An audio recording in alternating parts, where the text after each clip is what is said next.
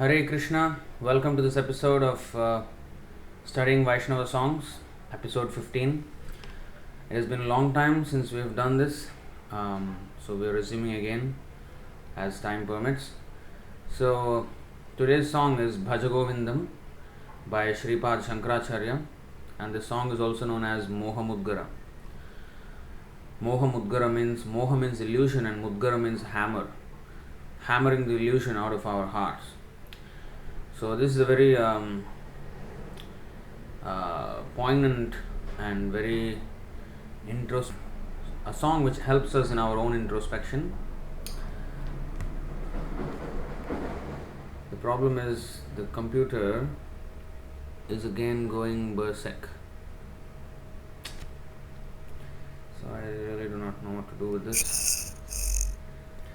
Alright, I think the video and audio will be totally out of sync because of this computer, but I think we will just go ahead with the song because I can't wait.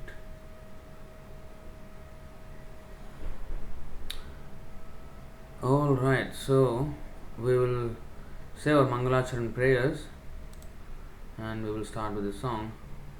Om Namo Bhagavate Vasudevaya, Om Namo Bhagavate Vasudevaya, Om Namo Bhagavate Vasudevaya. Om Jnanatimidandhasya Jnananjanashalakaya Chakshuruntam Yena Tasmai Shri Gurave Namaha. Shri Chaitanya Manobhishtam Sthapitam Yena Bhutale Swayam Rupah Kadamahyam Dadati Swapadantikam Vandeham Shri Guru Shri Yuta Padakamalam Shri Gurun Vaishnavamscha Shri Rupam Sagrajatam Sahagana Raghunathanvitam Tam Sajivam Sadvaitam Savadhutam Parijana Sahitam Krishna Chaitanya Devam Shri Radha Krishna Padan Sahagana Lalita Shri Vishakhanvitamscha He Krishna Karuna Sindho Dinabandho Jagatpate Gopesha Gopika Kanta Radha Kanta Namostute Tapta Kanchana Gaurangi Radhe Vrindavaneshwari Vrishabhanu Sute Devi Pranamami Haripriye Vanchakalpatarubhyascha Kripa Sindhubhya eva cha Patitanam Pavanebhyo Vaishnavebhyo Namo Namaha. Namo Om Vishnupadaya Krishna Presthaya Bhutale Srimate Bhakti Vedanta Swaminiti Namine Namaste Saraswati Deve Gauravani Pracharine Nirvishesha Sunyavadi Paschatya Deshatarine Jai Shri Krishna Chaitanya Prabhu Nityananda Shri Advaita Gadadhar Shri Vasadi Gaura Bhakta Vrinda Hare Krishna Krishna Krishna Hare Hare Hare Rama Rama Rama Hare Hare. So I'm sorry for the audio and video being out of sync totally because this computer has just gone mad. I haven't tried different setup without the screen and all that. So anyway, I'm just going to go ahead because I don't have any time, already very late. So we'll do the song. So Bhaja Govindaṁ by Adi Shankaracharya, also known as Moha Mudgara. So this tune is just very simple tune, not the one which M.S. Subbalakshmi sings in. Actually, the song is supposed to be very simple to sing, and he composed it in a very catchy meter, so that even a child can learn these things and learn the meaning of life. So anyway, we'll start it's not out of sync, just a little lag, it's okay. Okay.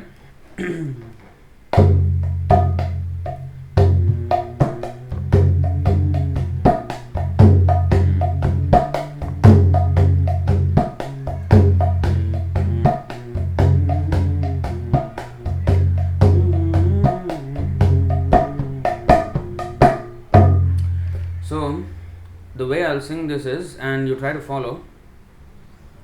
So we'll sing first two lines and then you sing the first two lines. So I will also be the chorus because there's nobody here. So when I sing the chorus the second time, So you sing with me, and then the next two lines, and you also follow the next two lines. Okay? So we'll sing 2 lines at a time.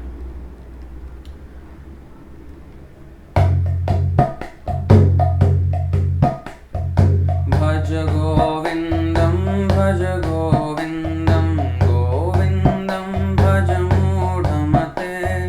Bhaja Govindam, Bhaja Govindam, Govindam Bhaja Mudhamate. Samprapte sannihite kale, nahi nahi rakshati dukkham karne. Samprapte sannihite kale, nahi nahi rakshati dukkham karne. Mudha jahi hidhanagam trishnam, kuru sadbuddhim manasi vitrishnam. Mudha jahi hidhanagam trishnam, kuru sadbuddhim manasi vitrishnam. Yallabhase nija karmopatam, vittam tena vinodaya chittam. Yallabhase nija karmopatam, vittam tena vinodaya chittam. Naristana bharanabhidesham, drishtva magamo havesham. Naristana bharanabhidesham, drishtva magamo havesham. Etam mam savasadi vikaram, manasi vichintaya varam varam.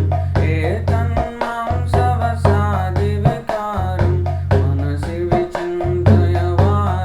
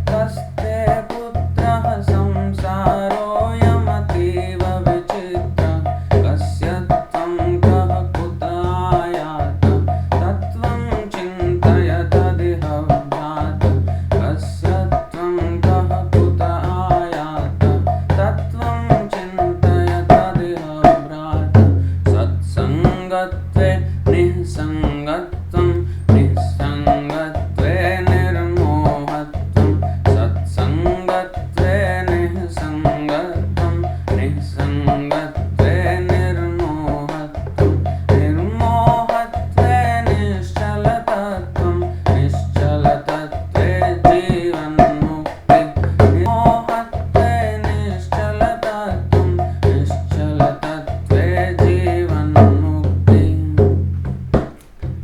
वयसि गते कः कामविकारः शुष्के नीरे कः कासारः वयसि गते कः कामविकारः शुष्के नीरे कः कासारः क्षीणे वित्ते कः परिवारः ज्ञाते तत्त्वे कः संसारः क्षीणे वित्ते कः परिवारः ज्ञाते तत्त्वे कः काम ज्ञाते तत्त्वे कः संसारः मा कुरु धन जन यौवन गर्वं हरति निमेषात् कालः सर्वं मा कुरु धन जन यौवन गर्वं हरति निमेषात् कालः सर्वं मायामयमिदमखिलं हित्वा ब्रह्मपदं त्वं प्रविश विदित्वा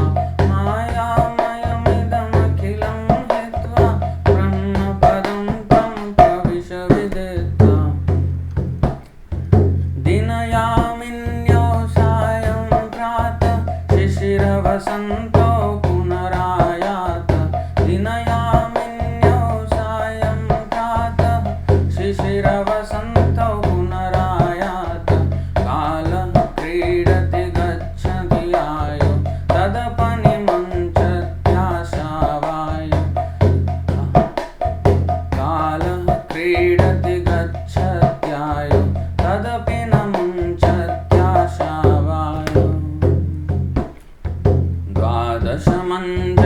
द्वादशमञ्जरिकाभिरशेष कथितो वैयाकरणस्यैष द्वादशमञ्जरिकाभिरशेष कथितो वैयाकरणस्यैष उपदेशो बुद्धिविद्यानिपुणे श्रीमच्छङ्कर भगवच्चरणे उपदेशो बुद्धिविद्यानिपुणे श्रीमच्छङ्कर भगवच्चरणे काते कान्ता धनगतचिन्ता पातुलकिं तव नास्ति विन्यन्ता काते कान्ता धनगतचिन्ता पातुलकिं तव नास्ति नियन्ता त्रिजगति सज्जन संगतिरैका भवति भवार्णवतरणे नौका त्रिजगति सज्जन संगतिरैका भवति भवार्णवतरणे नौका जटिलो मुण्डीलुञ्छितकेशः काषायाम्बरबहुकृतवेषः जटिलो मुण्डिलुञ्छितकेशः काषायाम्बरबहुकृतवेषः पश्यन्नपि न च न पश्यति मूढः उदरनिमित्तं बहुकृतवेषः पश्यन्नपि च न पश्यति मूढः उदरनिमित्तं बहुकृतवेषः पश्यन्नपि च न पश्यति मूढः उदरनिमित्तं बहुकृतवेषः अङ्गं गलितं फलितं मुण्डं दशनविहीनं जातं तुण्डम् अङ्गं गलितं फलितं मुण्डं दशनविहीनं जातं तुण्डं वृद्धो याति गृहीत्वा दण्डं तदपि न मुञ्चत्याशापिण्डं वृद्धो याति गृहीत्वा दण्डं तदपि न मुञ्चत्याशापिण्डम् अग्रे वह्निः पृष्ठे भानु रात्रौ चुबुकसमर्पितजानु अग्रे वह्निः पृष्ठे भानु रात्रौ चुबुकसमर्पितजानु करतलभिक्षस्तरुतलवास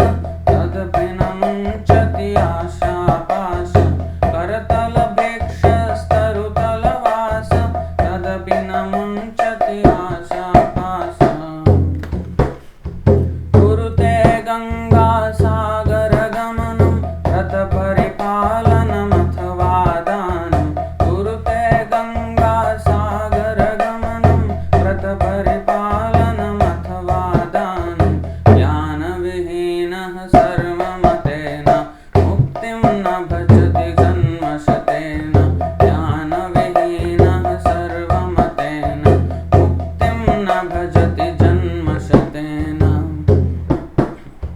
सुरमन्दिरतरुमूलनिवास शय्याभूतलमजिनं वास सुरमन्दिरतरुमूलनिवास शय्याभूतलमजिनं वास सर्वपरिग्रहभोगत्याग कस्य सुखं न करोति विराग सर्वपरिग्रहभोगत्याग कस्य सुखं न करोति विराग योगरतो वा भोगरतो वा संगरतो वा संगविहीन योगरतो वा भोगरतो वा संगरतो वा संगविहीन यस्य ब्रह्मणि रमते चित्तं नन्दति नन्दति नन्दत्येव यस्य ब्रह्मणि रमते चित्तं नन्दति नन्दति नन्दत्येव भगवद्गीता किञ्चिदधीता गङ्गाजललवकणिका पीता भगवद्गीता किञ्चिदधीता गङ्गाजललवकणिका पीता सकृदपि येन मुरारिसमर्चा क्रियते तस्य यमेन न चर्चा सकृदपि येन मुरारिसमर्चा क्रियते तस्य यमेन न चर्चा सकृदपि येन मुरारिसमर्चा क्रियते तस्य यमेन न चर्चा सकृदपि येन मुरारिसमर्चा क्रियते तस्य यमेन न चर्चा पुनरपि जननं पुनरपि मरणं पुनरपि जननी जठरे शयनं पुनरपि जननं पुनरपि मरणं पुनरपि जननी जठरे शयनम् इह संसारे बहुदुस्तारे कृपया पारे पाहि मुरारे इह संसारे बहुदुस्तारे कृपया पारे पाहि मुरारे रथ्याचर्पटविरचितकन्थ पुण्या पुण्यविवर्जितपन्थ रथ्याचर्पटविरचितकन्थ पुण्या पुण्यविवर्जितपन्थ योगी योगनियोजितचेतो रमते बालोन्मत्तवदेव योगी योगनियोजितचेतो रमते बालोन्मत्तवदेव कस्त्वं कोऽहं कुत आयातः कामे जननी को मे तातः कस्त्वं कोऽहं कुत आयातः कामे जननी को मे तातः इति परिभावय सर्वमसारं विश्वं त्यक्त्वा स्वप्नविचारम् इति परभावय सर्वमसारं विश्वं त्यक्त्वा स्वप्नविचारम् त्वयि मयि चान्यत्रैको विष्णुः व्यर्थं कुप्यसि मयि असहिष्णु त्वयि मयि चान्यत्रैको विष्णुः व्यर्थं कुप्यसि मयि असहिष्णु भवसमचित्तः सर्वत्र त्वं वाञ्छस्य चिराद्यदि विष्णुत्वं भवसमचित्तः सर्वत्र त्वं वाञ्छस्य चिराद्यदि विष्णुत्वम् शत्रौ मित्रे पुत्रे बन्धो मा कुरु यत्नं विग्रहसन्धो शत्रौ मित्रे पुत्रे बन्धो मा कुरु यत्नं विग्रहसन्धो सर्वस्मिन्नपि पश्यात्मानं सर्वत्रोत्सृज भेदाज्ञानं सर्वस्मिन्नपि पश्यात्मानं सर्वत्रोत्सृज भेदाज्ञानम् कामं क्रोधं लोभं मोहं त्यक्त्वात्मानं भावय कोऽहं कामं क्रोधं लोभं मोहं यत्त्वात्मानं भावय कोऽहम् आत्मज्ञानविहीना मूढा ते पच्यन्ते नरकनिगूढा आत्मज्ञानविहीना मूढा ते पच्यन्ते नरकनिगूढा ज्ञेयं गीता नाम सहस्रं ध्येयं श्रीपतिरूपमजस्रं ज्ञेयं गीता नाम सहस्रं ध्येयं श्रीपतिरूपमजस्रं ज्ञेयं सज्जनसङ्गे चित्तं ध्येयं दीनजनाय च वित्तं ज्ञेयं सज्जनसङ्गे चित्तं ध्येयं दीनजनाय च वित्तं सुखतः क्रियते रामभोगः पश्चात्थन्तशरीरे रोगः सुखतः क्रियते रामभोगः पश्चात्थन्तशरीरे रोगः यद्यपि लोके मरणं शरणं तदपि न मुञ्चति पापाचरणं यद्यपि लोके मरणं शरणं तदपि न मुञ्चति पापाचरणम् अर्थमनर्थं भावय नित्यं नास्ति ततः सुखलेशः सत्यम् अर्थमनर्थं भावय नित्यं नास्ति ततः सुखलेशः सत्यम् पुत्रादपि धनभाजं भीति सर्वत्रैषा विहिता रीति पुत्रादपि धनभाजं भीति सर्वत्रैषा विहिता रीतिः प्राणायामं प्रत्याहारं नित्यानित्यविवेकविचारं प्राणायामं प्रत्याहारं नित्यानित्यविवेकविचारं जाप्यसमेतसमाधिविधानं कुर्ववधानं महदवधानं जाप्यसमेतसमाधिविधानं कुर्ववधानं महदवधानम् गुरुचरणाम्बुजनिर्भरभक्तः संसारादचिराद्भवमुक्तः गुरुचरणाम्बुजनिर्भरभक्तः संसारादचिराद्भवमुक्तः सेन्द्रियमानसनियमादेवं रक्ष्यसि निजहृदयस्थं देवं सेन्द्रियमानसनियमादेवं रक्ष्यसि निजहृदयस्थं देवं सेन्द्रियमानसनियमादेवं रक्ष्यसि निजहृदयस्थं देवं रक्ष्यसि निजहृदयस्थं देवम् मूढः कश्चन वैयाकरणो दुःखृङ्करणाध्यायानधुरिणः मूढः कश्चन वैयाकरणो दुःखृङ्करणाध्यायनधुरिणः मूढः कश्चन वैयाकरणो दुःखृङ्करणाध्यायनधुरिणः श्रीमच्छङ्कर भगवच्छिष्यै बोधित आसीच्छोदितकर्ण श्रीमच्छङ्कर भगवच्छिष्यै बोधित आसीच्छोदितकर्ण भज गोविन्दं गोविन्दं भज मूढमते नामस्मरणादन्यमुपायं न हि पश्यामो भवतरणे भज गोविन्दं भज मूढमते नामस्मरणादन्यमुपायं न हि पश्यामो भवतरणे भज गोविन्दं भज मूढमते सम्प्राप्ते सन्निहिते काले नहि रक्षति दुःखृङ्करणे भज गोविन्दं भज मूढमते नामस्मरणादन्यमुपायं न हि पश्यामो भवतरणे नामस्मरणादन्यमुपायं न हि पश्यामो भवतरणे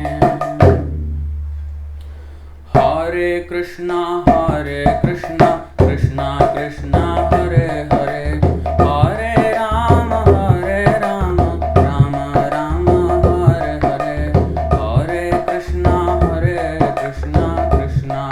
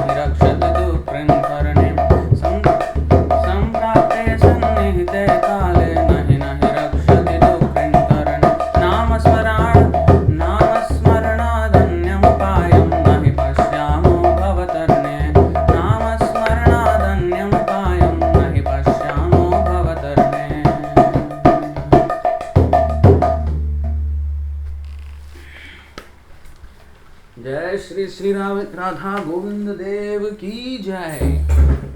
भज गोविंदम की जय. Hare Krishna. I hope that was not too bad or what.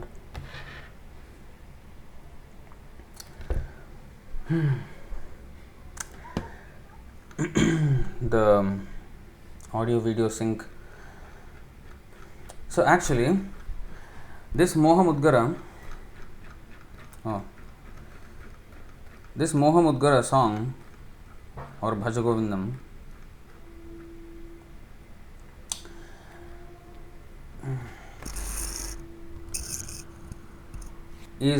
was written by Shankaracharya. Now this is in sharp contrast to his writing of the Shariraka Bhashya. So in the Shariraka Bhashya, Hare Krishna, I hope you all enjoyed. I am seeing the comment section, everybody is enjoying. I am so sorry, but was the audio and video was just like, I don't know. I am glad you all liked the song. This is just very, very beautiful song by Adi Shankaracharya.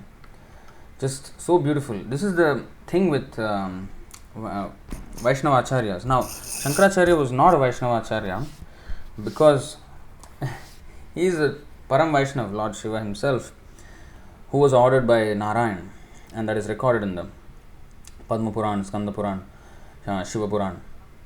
Now, Lord Narayan ordered him to preach Mayavadi philosophy, misrepresent the Vedas, in order to make people atheistic, to propagate a civilization based on material advancement. So for that reason, he did his service very perfectly, and he really confused everybody with a lot of emphasis on Sanskrit. When Shankaracharya's followers, to be a bona fide Shankaracharya follower, one must be a sannyasi first. Must be a sannyasi, and he must be a great scholar in the Vedanta. If you see the conversations between Chaitanya Mahaprabhu and Prakashananda Saraswati and Sarvabhauma Bhattacharya, all these Mayavadi leaders, they were extreme scholars of Sanskrit and Vedanta Sutra. All the Vedanta texts. So he especially he catered to those classes of people. But then he knew that ultimately this is not going to help anyone, because he is the greatest devotee, Lord Shiva himself, Shankaracharya. So he wrote this song and similar other writings which are very Vaishnavic writings. And in these songs, it is in sharp contrast to his Shariraka Bhashya. He particularly praises the personal form of the Lord, and he makes it very catchy. You see how the song was very catchy. So, very rhyming, very nice, so that even, just like we have nursery rhymes nowadays in Western kind of education, when it's rhyming, people, the kids, they catch on to the words, and then eventually they will understand them, and then, it gets into their vocabulary. So these are the rhymes. This poem, this whole song is the rhyme that Shankaracharya composed, so that even children can learn this. And when I hear M.S. Subbulakshmi, who sang this, she apparently is quite a devoted person, but she only sang a few verses of this song, not all. And she placed so much emphasis on the very intricate meters. Normal person, a child, may not be able to imitate that. So the purpose is lost. And also, in some auspicious occasions, especially in South India, they play that song, Bhaja Govindaṁ, Bhaja Govindaṁ, Govindaṁ Bhaja Modhamate. So it's a little bit difficult. Unless you are into Sangeetam, into the music, classical music, you can't really sing it. It's very technical. And they play this in the auspicious occasions, not knowing that the song is saying that you fool, worship Govinda, Mudhamate, you rascal, worship Govinda. People lost the meaning of the song. Mudhamate, Bhaja Govindam, Bhaja Govindam, Govindaṁ Bhaja. Arre, how many times?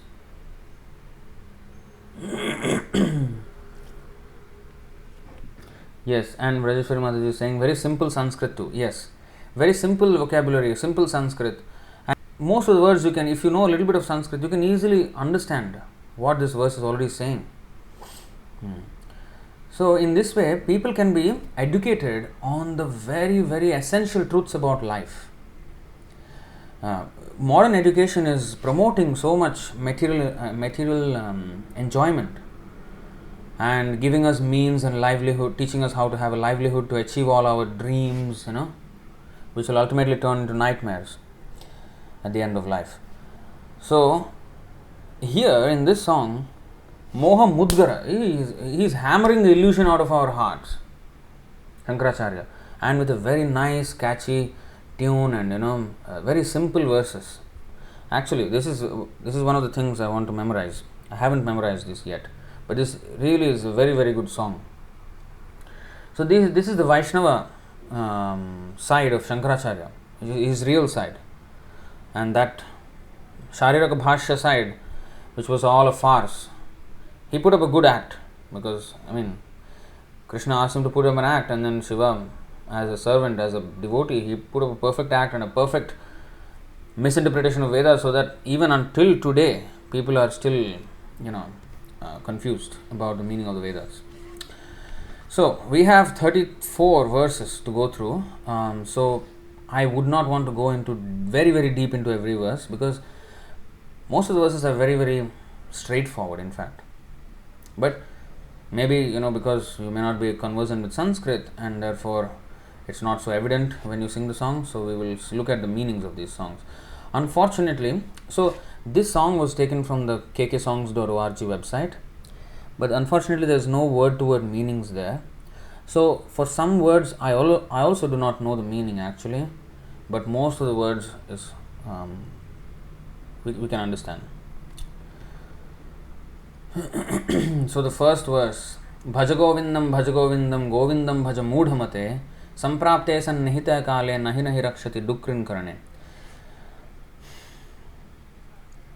So again, just like Harer Nam, Aiva Kevalam, Kalau Nasteva Gatiranyatha. So 3 times it is repeated in that verse.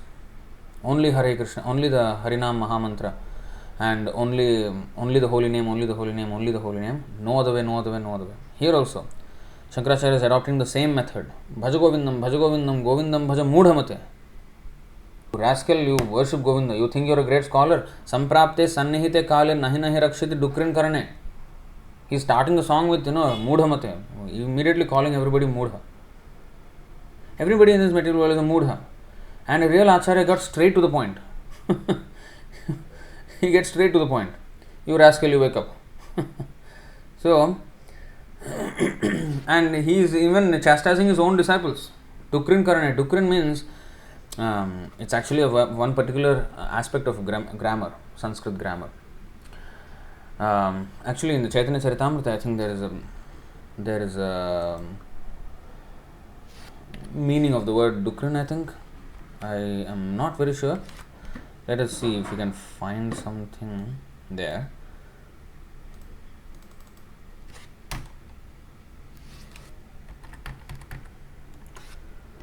Dukrin. Dukrin refers to suffixes and prefixes in Sanskrit grammar, yes. So, like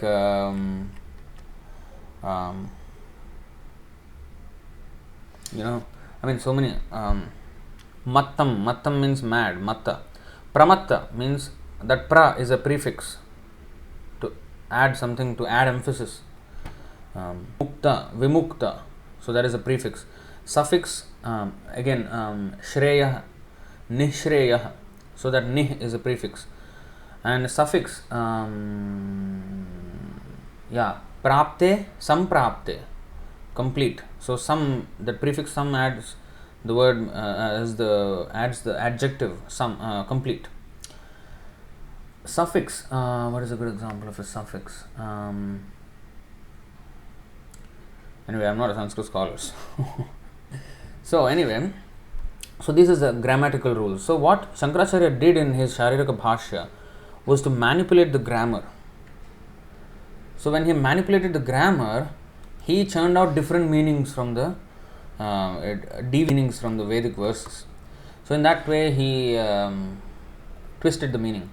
But he himself is here warning his students, hey, this is not going to help you at the time of death. Forget it. Forget it. It's not going to help you. All this rearrangement and messing around with the grammar will not help you. Just worship Govinda. Samprapte sannihite kale. Sannihite kale means at the time of death. Nihite means destruction. Sannihite means complete destruction. That means death. Nahi nahi rakshati. Again, Bhaja Govindaṁ 3 times. Nahi nahi. Twice he repeated.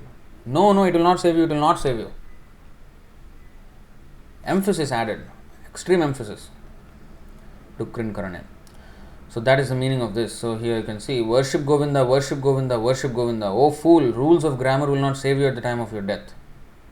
In fact, I should add, rules of grammar will not save you. Nahi nahi rakshati. At the time of death. So that's the first verse. There are of course supporting verses everywhere in the Shastras, but we have 34 verses to cover. And we started extremely late today. So we need to go at a little bit faster pace today. Moodha jahihi dhanagama trishnam kuru sadbuddhim manasi vitrishnam. So trishna means misery. So moodha jahihi. Jahi means to give up. Dhanagama trishnam. Please give up. You see, let's look at the verse. Oh fool, give up your thirst. Trishna means actually thirst. Trishna to ye madana pavano dhuta mohor mimale. Trishna. Trishna actually is thirst, yes. So the kind of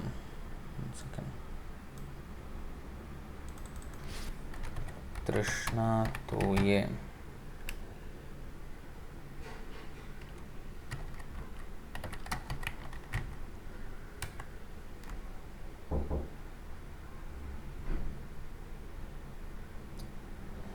So Trishna to ye madana pavano dhutamo hormimale.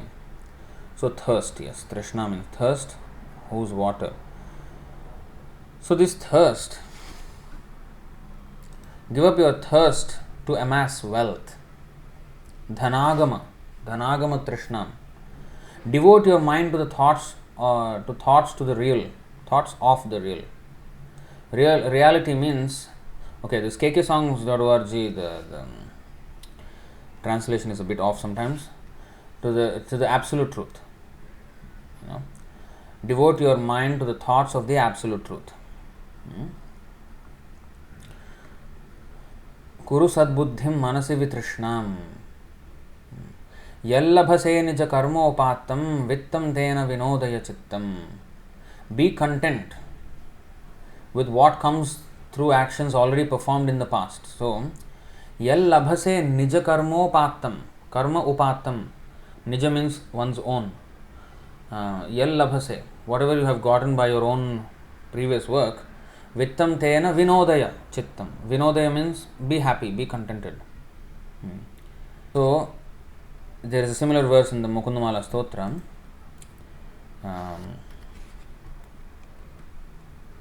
Fifth verse.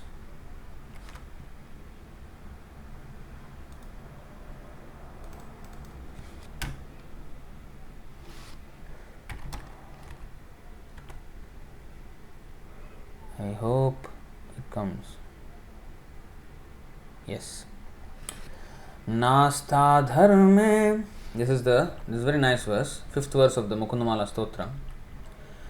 Nastha dharme navasunichaye naiva kamopabhoge yad bhavyam tad bhavatu bhagavan purvakarmanurupam. You see, this is the word. Yad bhavyam tad bhavatu bhagavan purvakarmanurupam. Etat prarthyam mama bahumatam janma janmantarepi tvatpadam bhoruha yugagata nischala bhaktirastu. Yad bhavyam tad bhavatu bhagavan purvakarmanurupam. Just same thing as yallabhaseya nija karmopatam vittam tena vinodaya chittam. Same thing. So, oh my Lord, I have no attachment for religiosity or for accumulating wealth or for enjoying sense gratification. Dharma, nastha dharme navasu nichaye naiva kamopabhoge. Dharma, artha, kama. I have no interest. Let these come as they inevitably must, in accordance with my past deeds. Let them come as they will automatically come according to my past karma. Purva karmanurupam. But I do pray for this most cherished boon, birth after birth, let me render unflinching devotional service unto your lotus feet. So when he says birth after birth, that means even mukti. Because in the first line he said, nastha dharme. Na astha means I have no respect, I have no regard for, you see, special regard. Na astha. Astha means special regard. There is a channel, Astha channel in India. TV channel. So all religious topics all will be there, some discussed, some Mayavadi gurus and everybody will come there. So anyway, nastha dharme. I have no regard for dharma, artha, kama. But then moksha do I have? No. Yad bhavyam tad bhavatu bhagavan purva karmanurupam etat parthyam mama bahumatam janma janmantarepi. So I am not even asking for mukti. I don't even care for mukti. So let me just be your servant. That is the Mukundamala Stotra prayer. So similar thing is echoed here by Shankaracharya. Yallabhase nija karmopatam vittam tena vinodaya chittam mudha jahihi dhanagama trishnam kuru sadbuddhim. Have some good intelligence and don't fall for these things, and kuru sadbuddhim, engage your intelligence and mind in the absolute truth, for the absolute truth. Then this is very famous verse of Shankaracharya. Prabhupada quoted this, and it's in there in our shloka book also. Nari stanabhara nabhi desham drishtva maga mohavesham etan mamsavasadi vikaram manasi vichintayavaram varam. Nari stana. Nari means woman. Stana means breasts. Bhara means heavy breasts. And nabhi desham, the waist. Nabhi means navel. Nabhi desham means area. That area. The navel and the waist, basically. So don't drishtva, having seen such, because you cannot avoid, woman is there and her bodily features are there. So of course she is covered, but still. So drishtva, having seen, maga mohavesham, moha avesham. Don't be overcome by moha, illusion, by seeing the form of a woman with her heavy breasts and thin waist. Don't. Consider this, that this is a nice package, yes, but etan mamsa means flesh, avasadi vikaram, avasa adi. So all kinds of flesh, blood, mucus, bile, stool, urine, all these things are the ingredients of that body. Vikaram, it is a transformation of all these disgusting elements only. Manasi vichintaya varam varam. Please always consider this. So, if a child is taught these things, instead of asking him to go and find a girlfriend in school, and how much he will be a very good character person. It is not that women should be condemned or what because of this verse. It is not that. It is the lust, to curb our lust. So we get attracted to the superficial thing, but actually please consider it over and over again, varam varam. Manasi vichintaya varam varam. Always consider these things. We are not like, sexual conduct is, sexual attraction is bad, so just don't think about it. No, no, no, no, no. Think about it again and again. How horrible it is. How disgusting it actually is. So unless we repeatedly, when Bhaktisiddhanta Saraswati Thakur says, beat the mind with broomstick and chappal every day 100 times, what is that meaning? To consider all these things and beat the mind. Don't allow the mind to, enjoy. No, no, no. Beat the mind with proper philosophy. So if we chant these verses and meditating on the meaning always, when we chant verses means it must be meditating. It must facilitate our meditation on the meaning of those verses. Otherwise we are wasting our time. Wasting, complete waste. Please always stay in touch with the meaning. As you are chanting, you must know the meaning. Must know. Otherwise, what are you chanting for? What are we chanting for?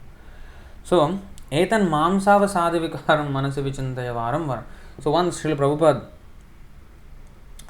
Prabhupada, one disciple told Prabhupada, yes, Prabhupada, this is very true, body is just, or any human body. So he was a sannyasi or brahmachari, one of them. So he said, yes, Prabhupada, it is true, it is very true that, the body is made of nothing but these disgusting elements.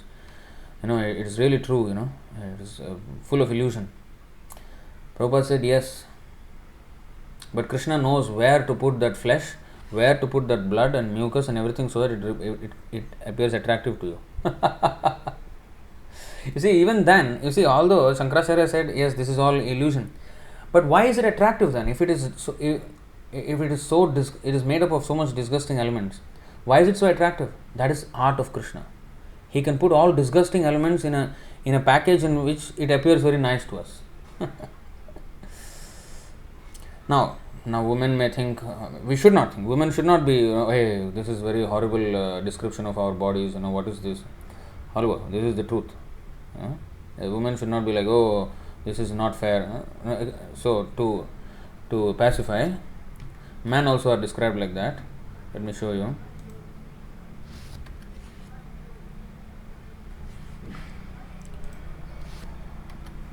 Rukmini Devi says, when she is speaking to Krishna, very nicely she puts it. Oh.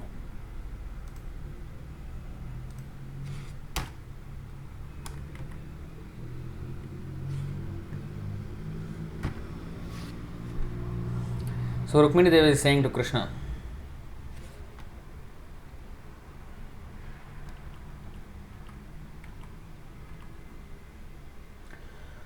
त्वक्ष्मश्रुरोमनखकेशपिनद्धमन्तर्मांसास्थिरक्तकृमिविट्कफपित्तवातं जीवच्छवं भजति कान्तमतिर्विमूढा याते पदाब्जमकरन्दमजिघ्रति स्त्री. She is even more graphic in her description, more than Shankaracharya. She is saying, a woman who fails to relish the fragrance of the honey of your lotus. She is speaking to Krishna, by the way. A woman who fails to relish the fragrance of the honey of your lotus feet, Krishna, becomes totally befooled, and thus she accepts as her husband or lover a living corpse. Jivam chavaha. Shava means shavasanam, in yoga.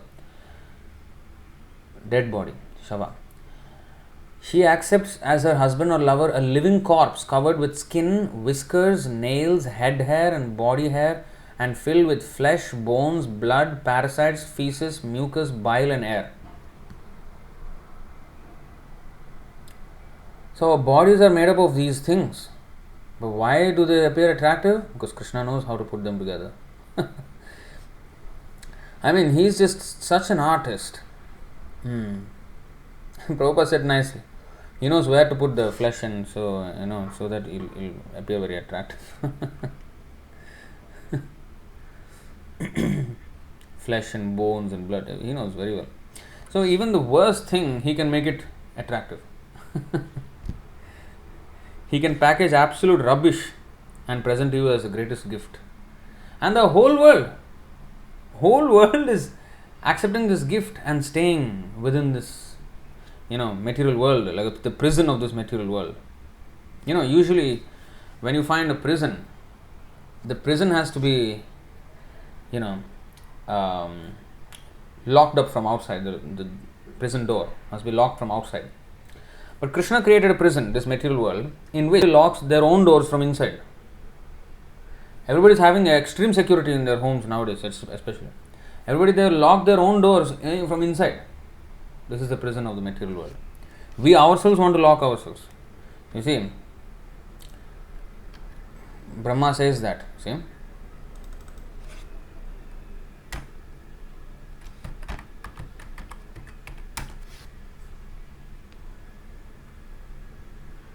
See here.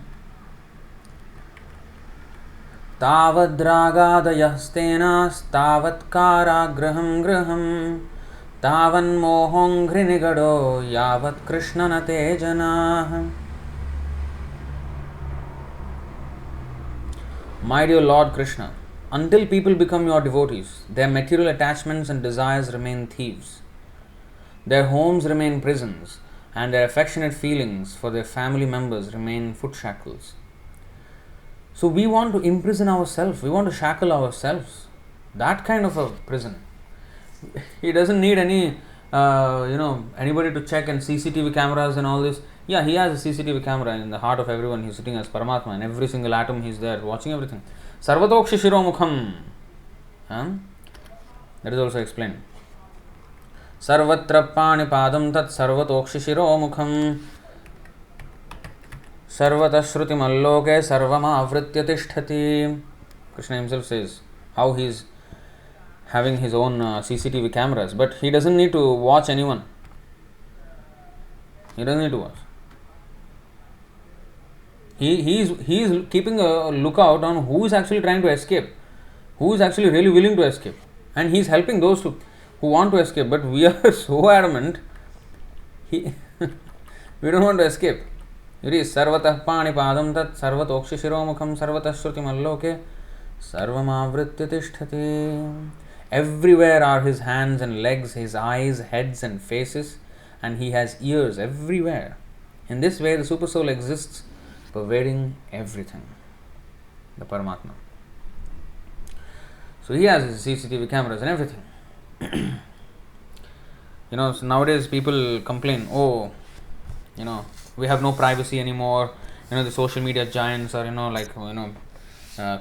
are very creepy. They are kind of invading our privacy. Come on, we never had privacy.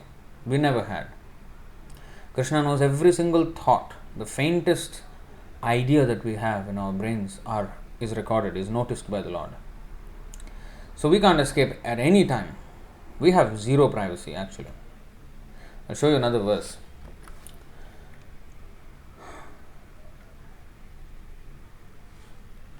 This computer is quite slow because of whatever. Wow. I don't know, this computer is gone already. 2 years time already gone.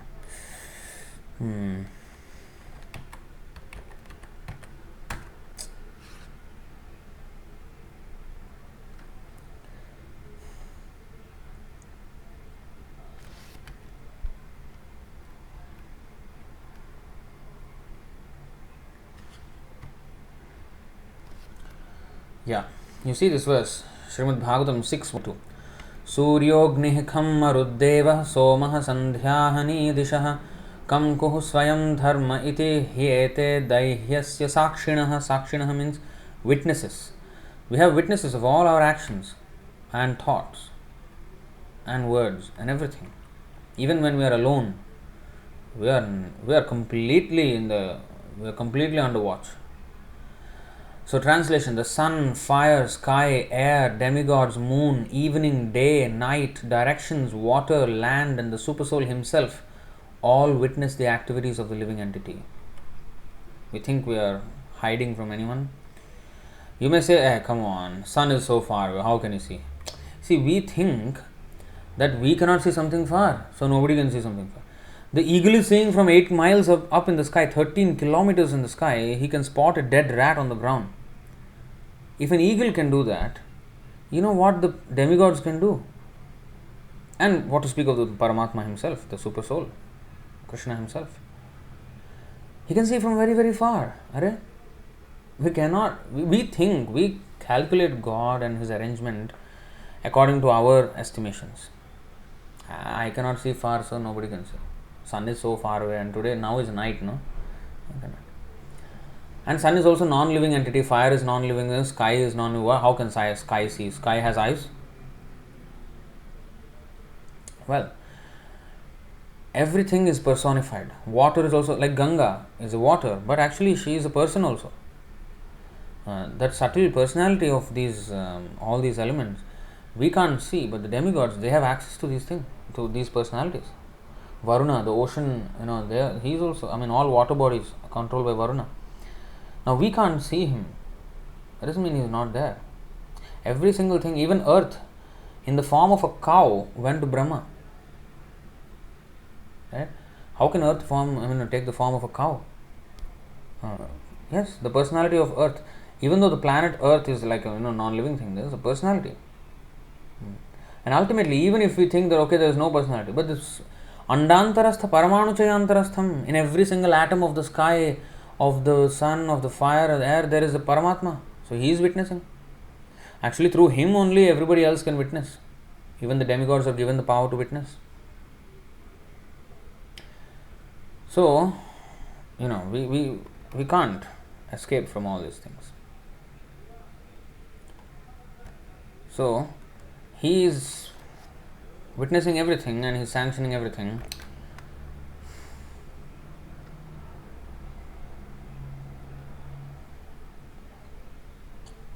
But nobody is escaping. He is waiting. Please, somebody escape.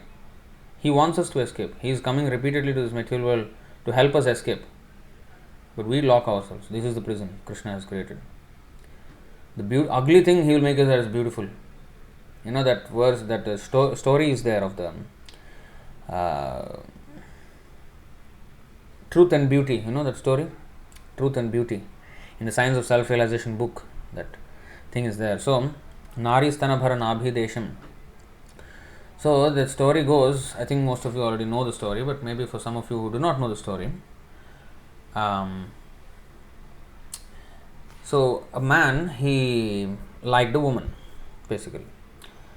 So, he was passing by this house and there was this young, beautiful lady, very beautiful, and he was immediately charmed by her.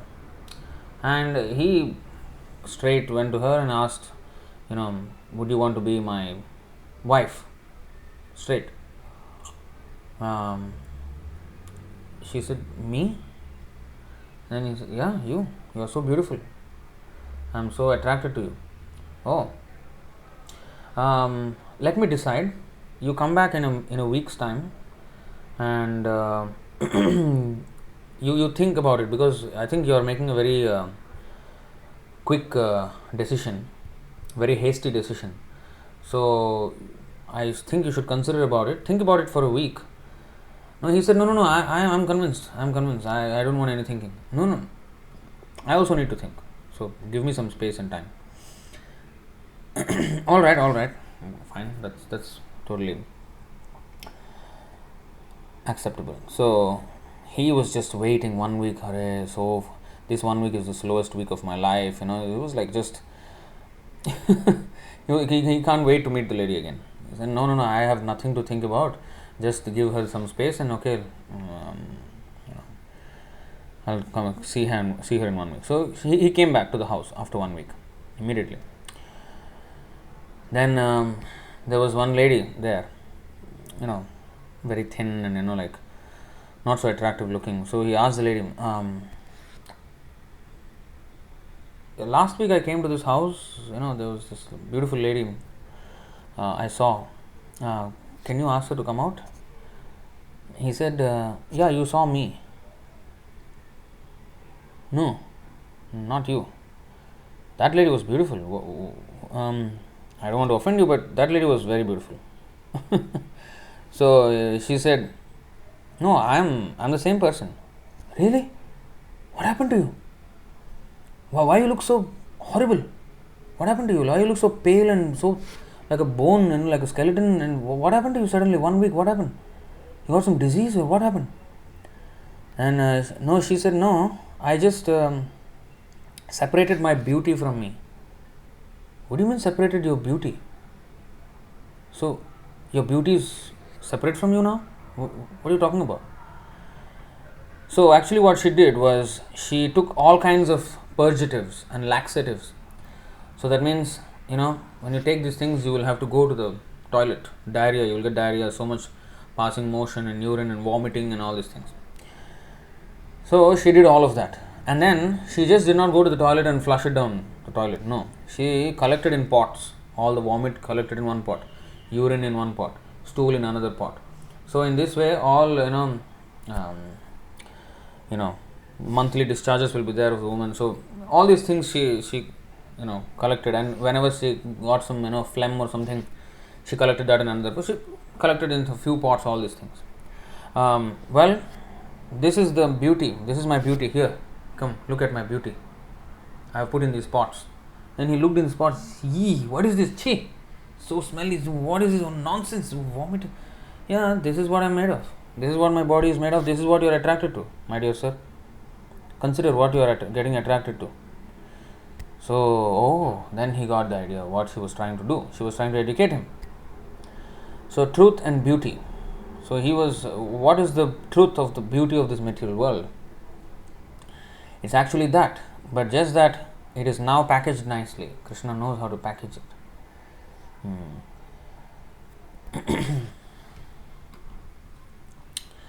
So, these things we have to always contemplate on these things. See? So, do not get drowned in delusion by going wild with passions and lust by seeing a woman's navel and chest. Again, the translation is a bit off. It's actually woman's thin waist and heavy breasts. Anyway, you get the meaning. Bodies are flesh, fat and blood. Do not fail to remember this again and again in your mind. So that's the third verse. I mean, since we are here, just one more verse. These are very, very, very, very pessimistic viewpoints of life. But this is very essential at the same time.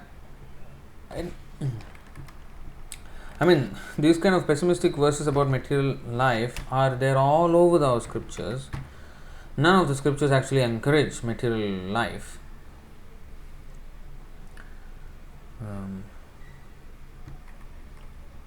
So this is not exactly the same kind of verse, but again a very pessimistic viewpoint of material life. So we should always think of the temporary and vicious nature of the material world, so that we don't get charmed by her magic, by her spell. She is a witch, Pishachi. Pishachi paile jena matichhanna hoy, mayagrasta jiver hoy sei bhava udoy. Those who are under the control of Maya, they are like under the control of, haunted by a ghost. Pishachi paile. She is a witch. So we have to be aware of her workings, how she is working, and how she is trying to trap us, charm us, enchant us, and keep us trapped. Kim atmananena jahati yontatah kim rikthaharayeh svajanakhya dasyubhih. Svajanakhya dasyubhih. Dasyu means thieves. Svajana means own relatives. Akhya means name. Under the name of relatives, they are actually thieves. Kim jayaya samsriti hetu bhutaya martyasya gehai kimihayusho vyayah.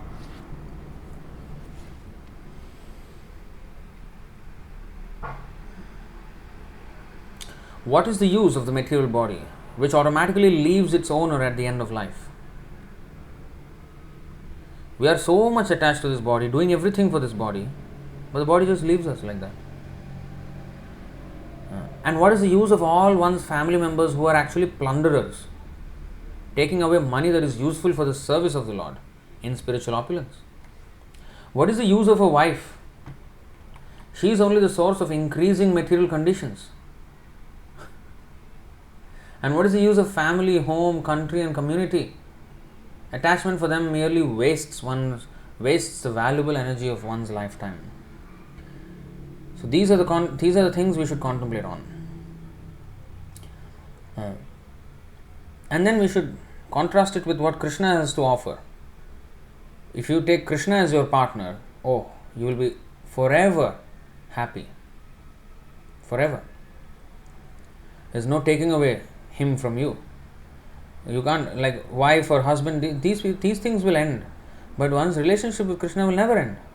Even we want it to end. We wanted it to end. And that's why we came to this material world. But Krishna never ended it. He's such a good partner actually. Imagine a partner having his partner cheating him all the time, but still he is always taking care of that person. How? Where do you find such a person?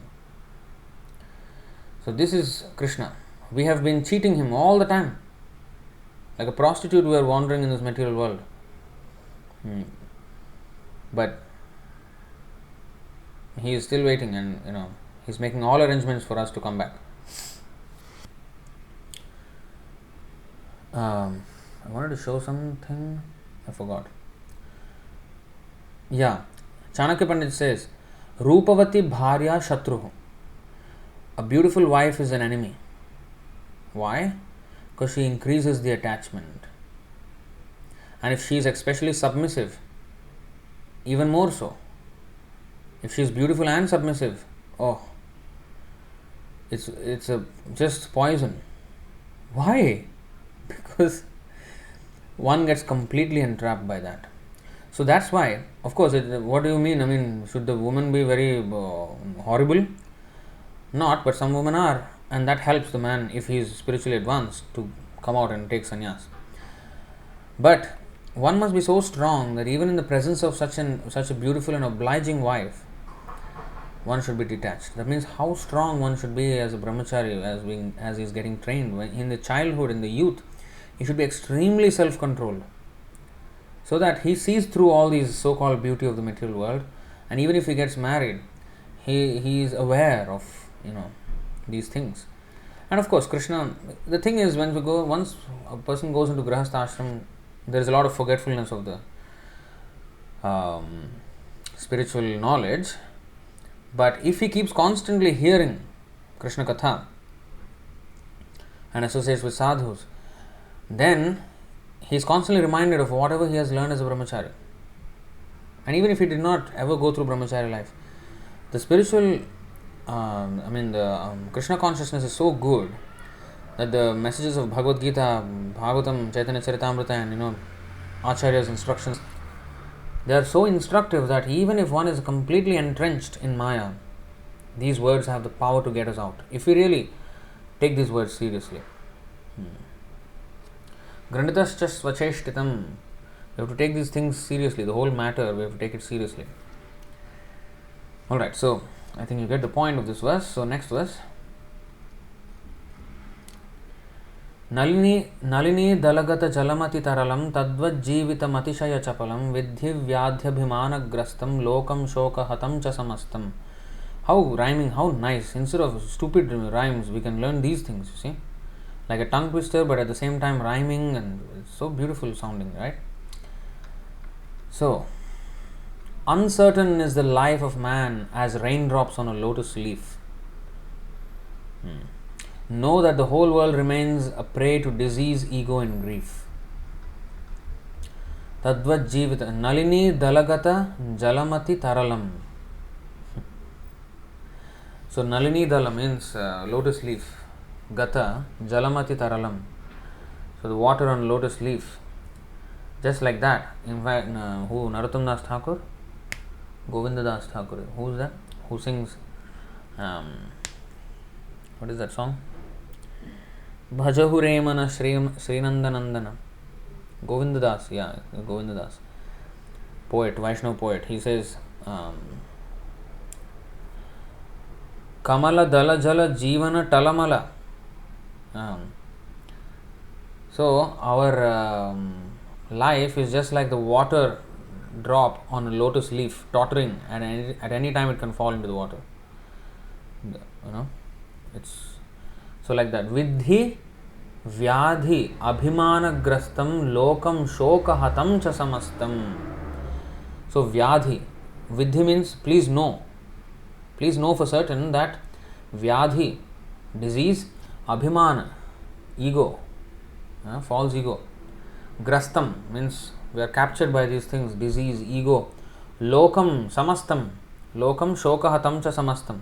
Lokam Samastam means the whole world is, hatam, is being finished by this Vyadhi, Abhimanagrastam and Shoka, misery, grief, and ego and disease. These are the things. Ego, when one has ego, one is very proud of his thing. And when he has Vyadhi, he is in pain. Shoka, he is in anxiety. So sometimes happy, sometimes sad, sometimes miserable, sometimes anxious. All these are distractions. And in the meantime, the life also is finished. Hatam. Of course, there are many verses to signify this, but you get the point, you see. So when our life is so uncertain, anytime it can be finished, and there are so many distractions at the same time, so we have to be extremely focused in Krishna consciousness. Otherwise, we can easily be carried away by any of these things, sometimes by sadness, sometimes by happiness. That's why Matra Sparshas tu Kaunteya Shitoshna Sukha Dukkhadaha Agamapayano Nityas Tam Stitikshasva Bharata. Please tolerate misery and happiness just as we tolerate heat and cold. Even happiness must be tolerated. We should not be too much taken away by happiness as well. So-called material happiness. Spiritual happiness, yes. One should always be spiritually happy. Next. Yavad vittoparjana saktaha stavan nijaparivaro raktaha paschat jivati jarjara dehe vartam kopina prichhati gehe.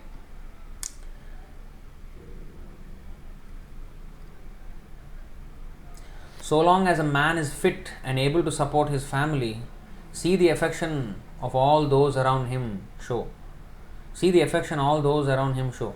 Look at all the affection the people show him when he is able and when he is able to support his family. But no one at home cares to even have a word with him when his body totters due to old age. The misery of old age, apart from the bodily deconstruction that happens, destruction, slow bodily decay. So bodily pain will be there, but mentally also one is in agony, because in his youthful life he was praised and everything. He had so much love from his partner and so many friends, and he's supporting so many people. And then when he becomes an invalid in old age, nobody even cares. Even family members find him to be a burden. Nowadays they're throwing people in old age homes. In the childhood they were taken care of by the parents, but when they become old, they are thrown in the old age homes, and they have to fend for, they have to stay there alone or with other old people who are also suffering. Sometimes they think they are wise because they have some experience in the life, so they want to advise the youngsters, and the youngsters think, this old fellow, he is an old fashioned fellow, what he knows. We may take it as a joke sometimes, but actually it's very miserable for them. It's very miserable. That's why the best thing, Vedic system is best. For youngsters, it is a burden to maintain the old people. And the old people shouldn't just be depending on the young people anyway. They should take sannyas, especially the men. They should take sannyas and travel. And not be, in fact, there is a verse, in the Bhagavatam, the best death is to die with no relatives around. Nobody should know even the one has died. That is the best death. Why? How come that is so cruel, so lonely, how nobody is around? Yeah, because everybody is around, then he is very attached to his family members, and all the feelings and all those memories come back, and he is in great anxiety. And then in that anxiety, thinking of his family members, and all these materialistic thoughts, he dies and then again returns in this material world. So the whole point is not to be attached to them. So out of sight, out of mind, this is the thing. So better to be out and don't trouble them and don't trouble yourself by being around them. So one must be sufficiently spiritually strong to be able to think like this. Not that, if I'm old, who will take care of me, I need somebody, youngsters to take care of me. No. The whole brahmachari training is is for this. And even ladies also. They go vanaprastha with the husband. They are into tapasya. I have seen, when I went to this Ahobilam, Narasimha Kshetra. So we were climbing the mountain, and it is very, very steep. It can be dangerous, and you can slip and fall many, many times. There are so many. So you are very, very careful when you're climbing it. When we were climbing almost to the top, we saw a couple. The lady herself. She was such an old lady. She was getting down the hill. You have to sometimes even crawl to get down. It is so steep, and you have to be very, very careful. And she was doing that. That means she climbed by foot all the way. So we asked her when she met.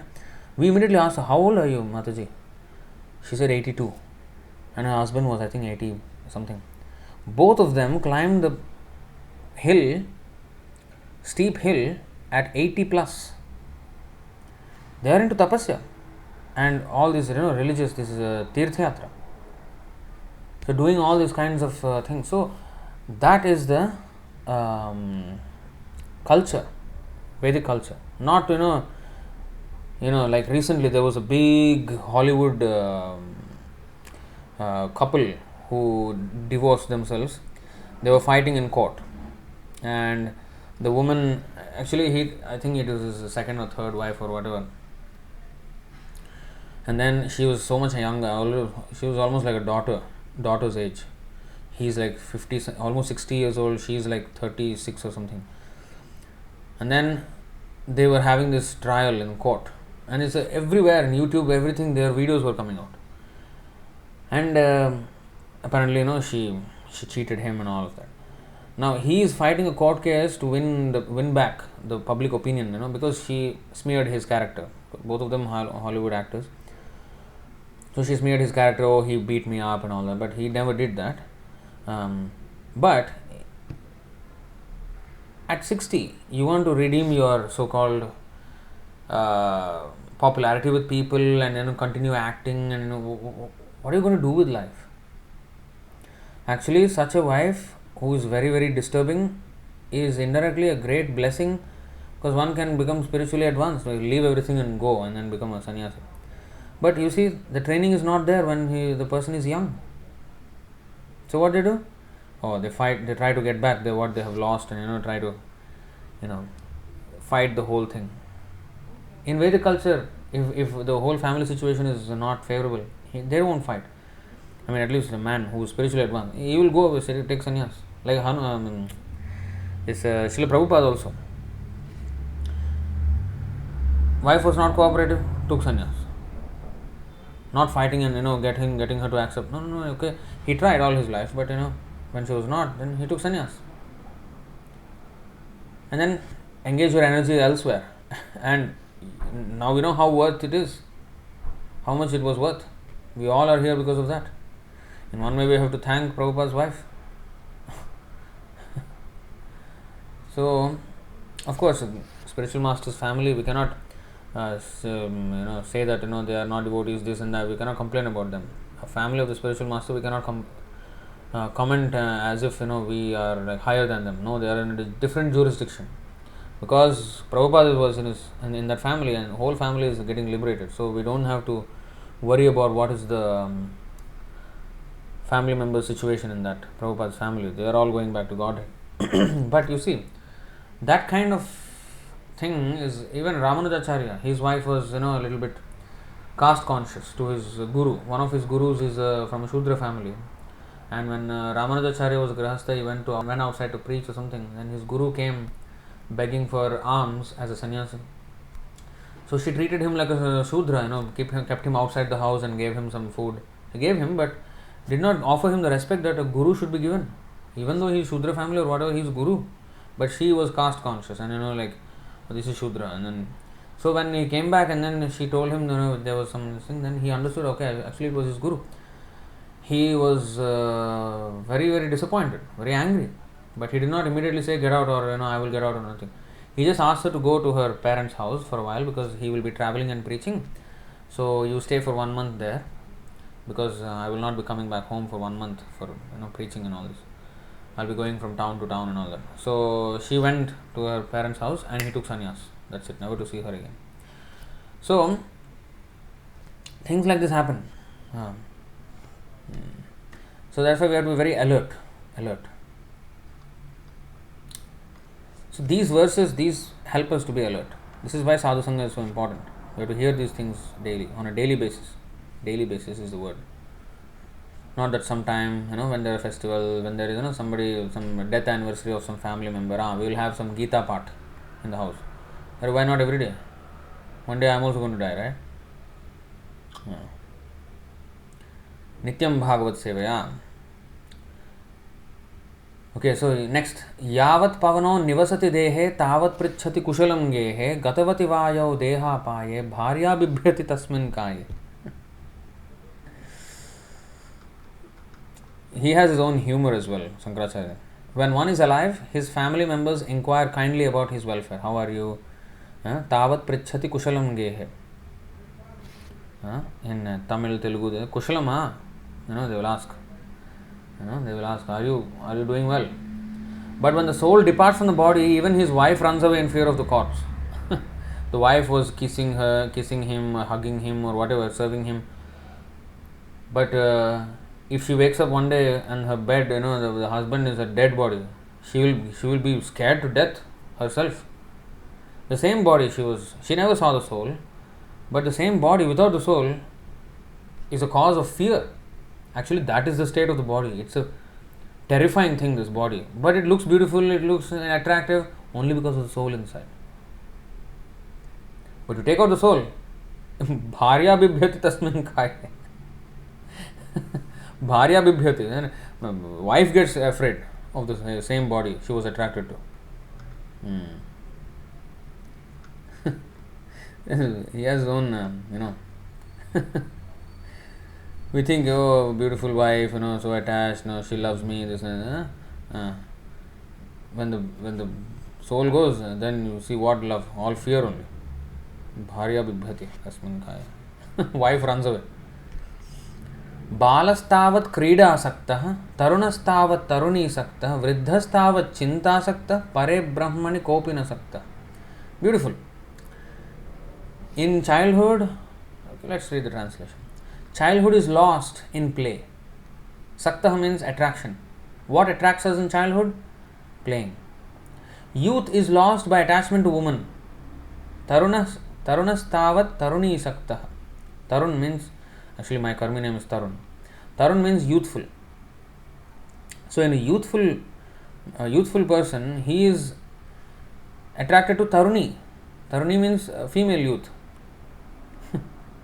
So balastavat krida. Krida means play.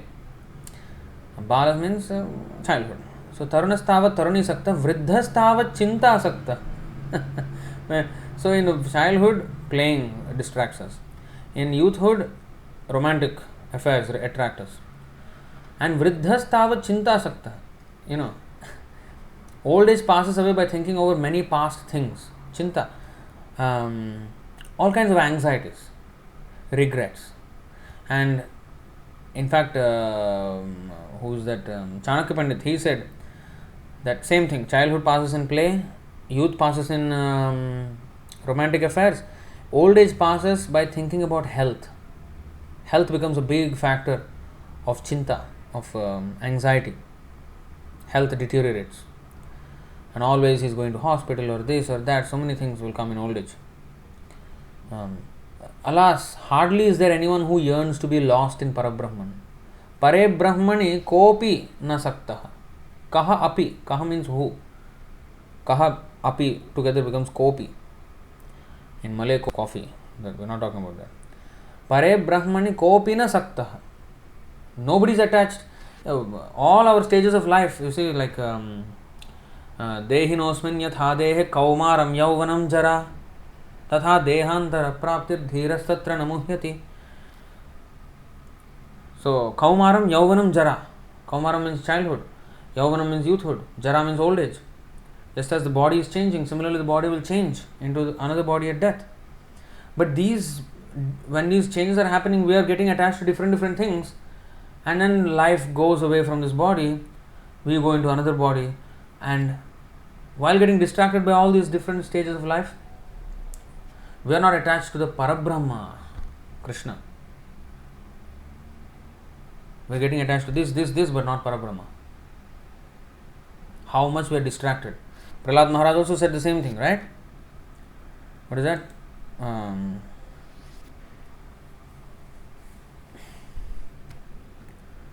7:6. Let me see. Oh wow, really? My devices have all become useless. They run out of battery in minutes. Let me just take out that verse. 767. Okay, good. Thank you very much, Himanshu Prabhu.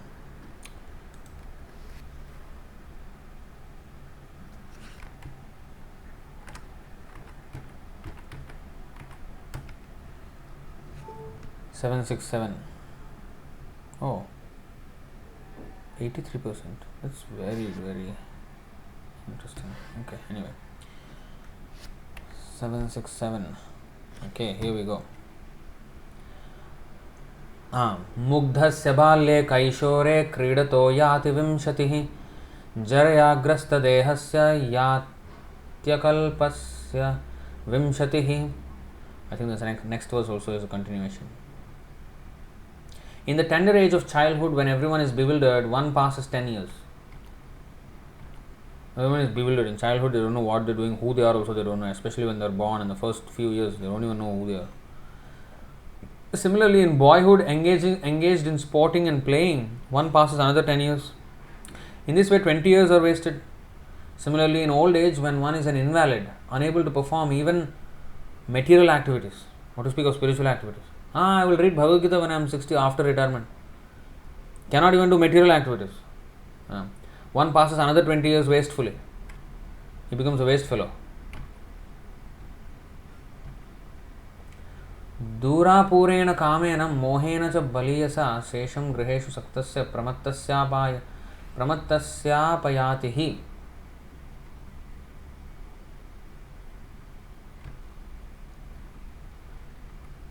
One whose mind and senses are uncontrolled becomes increasingly attached to family life because of insatiable lusty desires and very strong illusion. In such a madman's life, the remaining years are also wasted because even during those years he cannot engage himself in devotional service.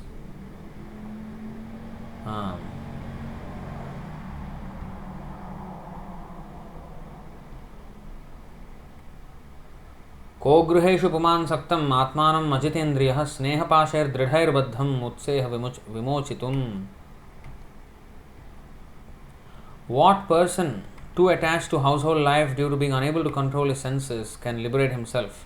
An attached householder is bound very strongly by ropes of affection for his family, wife, children and other relatives.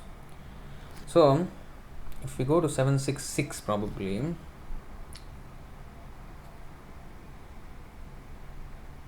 Ah, 766 is the actual beginning.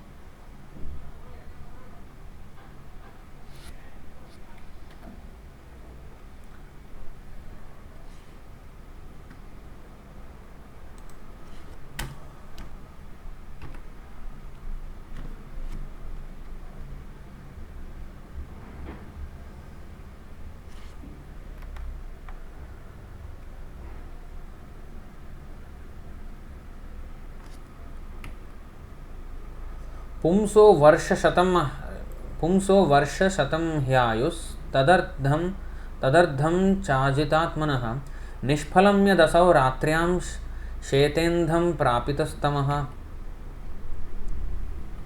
Every human being has a maximum duration of life of 100 years, but for one who cannot control his senses, half of those years are completely lost because at night he sleeps 12 hours, being covered by ignorance. Therefore, such a person has a lifetime of only 50 years. Even if you consider, no, I don't sleep 12 hours, I sleep only 8 hours. Okay, then bathing, there is eating, there is, chit chatting, all these things. So we hardly have any time actually. We think, I have still many years in my life, I'm still young, yeah, come on. No. We do not know, first of all, how much time we have, we do not know. And even in whatever time we have, you see how much overhead, you know what's overhead costs? Like minimum costs you have to run a place, for example, rental, electricity, bills, and everything. There is overhead cost. So to do any, suppose at this temple, we want to do any, beneficial activity for others, there is maintenance costs. Like for example, here the costs are about $30,000 a month. Any dollar above that, that will actually start in going for the actual activities. $30,000 per month is just overhead costs.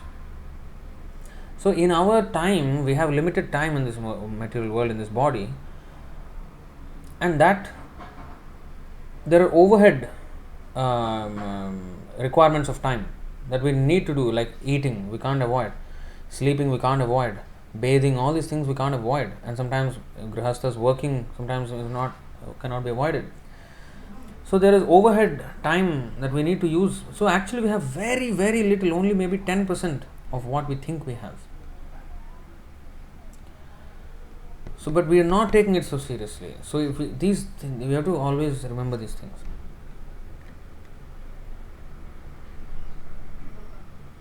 Dimitri Prabhu is saying, people are so proud that they can live so long, but in actuality almost half of their life is wasted on sleeping. Wow. Yeah, actually, if we consider even ourselves, how much time is just for maintaining this body, eating, sleeping, these are the things that are occupying so much of our life, and working for grihasthas. So if one is not a grihastha, please treasure what time you have. Especially young boys who have not gone into grihastha life, please, if you can, do not go. Stay away from it, because then you can save so much time, because we actually don't have much time. What is that? Radhika Saki Mataji is posting from the example of Krishna waiting for us for so many births more than anyone would wait is so ideal. Reminded me of these two verses I saw from Srimad Bhagavatamrita, Brihad Bhagavatamrita recently. Wait a second, I'll just put it up on the screen. I prefer you send me in separate messages, comments, so that I can actually. You see, now it occupies the whole screen. Anyway, Bahoni Gamitani. Okay, I'll just read the translation. Dear friend, somehow you pass many births without coming to see me. Hoping that in this birth you would turn to me, I danced as a fool. Asmin iheva bhave madam madunmukha. Wow. So many times he's saying in this birth you would turn to me. Every birth he's thinking in this birth you will turn to me. Wow, I never saw this. Wow. I danced as a fool. Wow, Krishna is saying, I danced as a fool. He was, oh wow. Krishna is calling himself a fool for expecting us to turn to him. I danced. In great jubilation, Krishna was dancing. Yeah, this life he will turn to me. But life goes away and we have not turned to him. This life. And he's not even, he does not even need us, and still he has so much, he's waiting for us dancing, and when, he will return to me, he will return. Wow. It's just so horrible. We have been so horrible. And we're thinking we're great saints here. But it's just so beautiful verse. Wow. Thank you for that.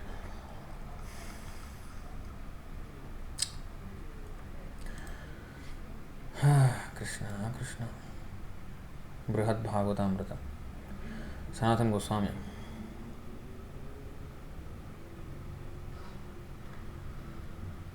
Radhika Sakhi Mataji is saying, I felt so bad when I read that verse, really touching. Yeah, it actually makes you cry, you see. Krishna was dancing like a fool waiting for us. Instead of calling us a fool, he's calling himself a fool for waiting for us.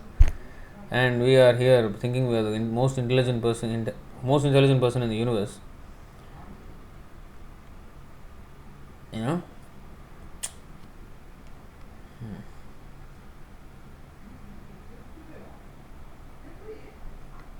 It's just so beautiful. How much love he has for us. When he see we loving Krishna, we have some, at least in the beginning, we are not pure devotees. So we have, we are miserable in our material world. So in order to get ourselves happy, we are connecting with Krishna. We want happiness. Krishna also, when he started Bhagavad Gita, he started with, hey Arjuna, you are actually miserable. Come out of this misery by becoming Krishna conscious. He is presenting it as solving our misery. But actually, how much more he is feeling the misery that not just one, trillions and trillions and trillions, innumerable souls are suffering, and all of us are his children. And every one of them has their own journey of suffering in this material world, and untold suffering, not just normal suffering. And Krishna is so kind that he makes us forget all the sufferings of our previous births so that we can stay happy in this material world that we wanted to. But he remembers all our previous births and remembers all the pain that we have gone through and the pain that he felt by seeing us go through those pain. He chooses to remember all of that, and he gives us the facility to forget so that we can be happy here, even though that is not a platform of happiness. And we still blame God. Yeah, if he's really, if there was another life, why doesn't he make us remember? I mean, just see the love that Krishna has for us. I mean, we don't want to turn to him. Okay, fine, you don't want to turn to me, but still I can't see you crying over all the miseries of previous unlimited lives of yours. I'll make you forget all your previous lives, so you be happy. Even though whatever little bit happy, you are a fool, but what can I do? I mean, you are wanting to be happy here, so at least, forget the previous ones. Just be remembering only these lives. But I remember, bahuni me vyatitani janmani tavacharjuna, tani aham veda sarvani natvam vetha parantapa. I remember all of them. And when he says I remember, he's not boasting. Ha ha ha ha, you don't remember, I remember. Ha ha ha ha, I'm greater than you. What comes with that remembrance? Pain.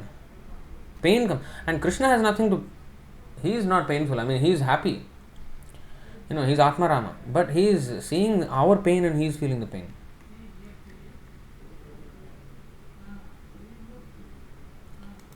Subala Prabhu.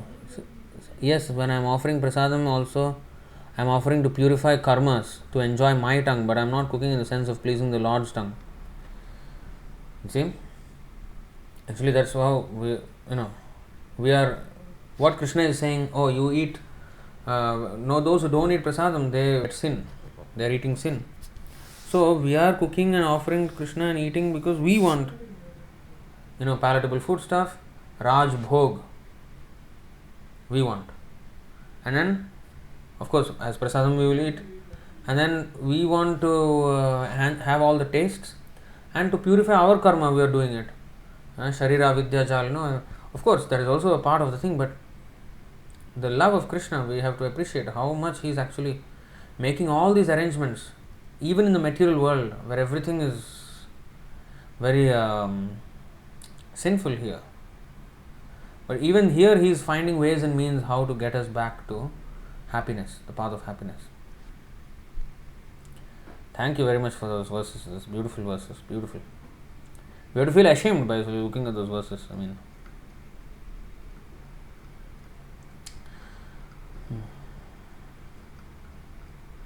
Kate kanta kaste putrah samsaroyamativa vichitrah kasyatvam kah kuta ayatah tattvam chintaya tadiha bhratah. Who is your wife? Oh, actually, this is Kate is actually two words. Kate Kanta. Kate. Te means your. Ka means who. Who is your Kanta, wife? Kaste Putra. Who is your son. Samsaro yamativa vichitraha.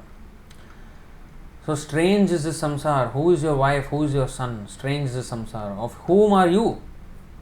What is yours? Who is yours and whose are you?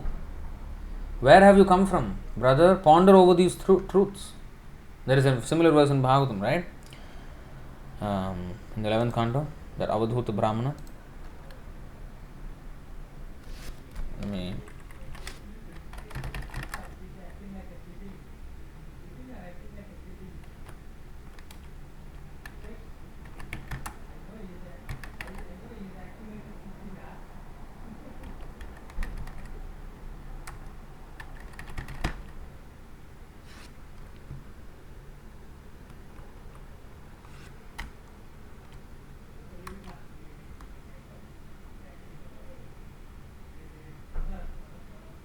Got it. 11, 26, 19 and 20. So, I actually did not remember the number, I did not remember the verse, but I remember some words of the translation. I just searched for them. So, let's look at the verse. Beautiful verse.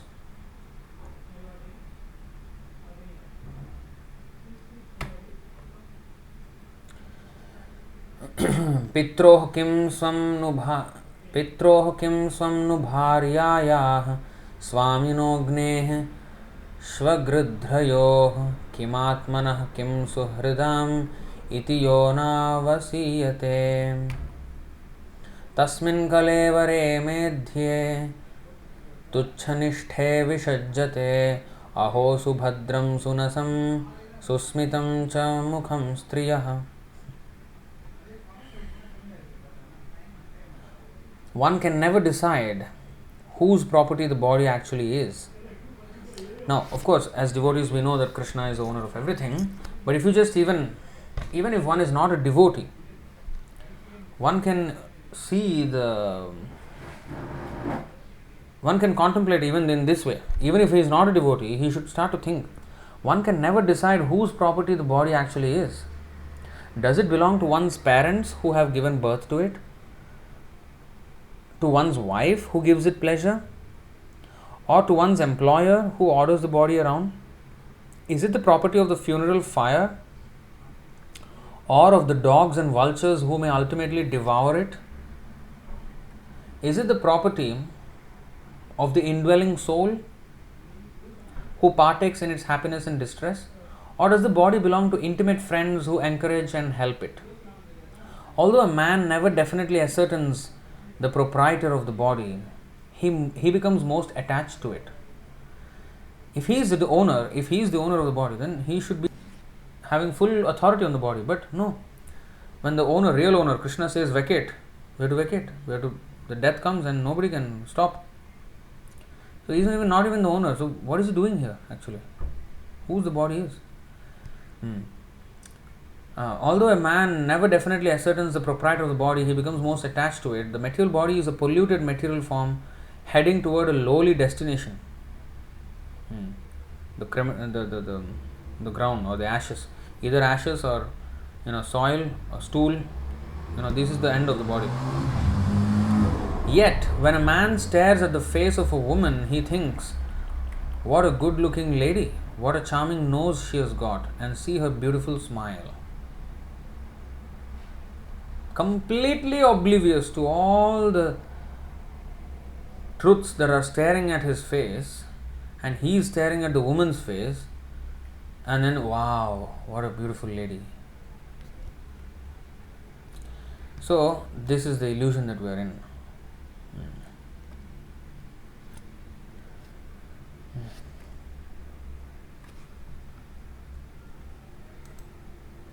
Who is your wife? Who is your son? Strange is the samsara. Of whom are you? Where have you come from? Brother, ponder over these truths.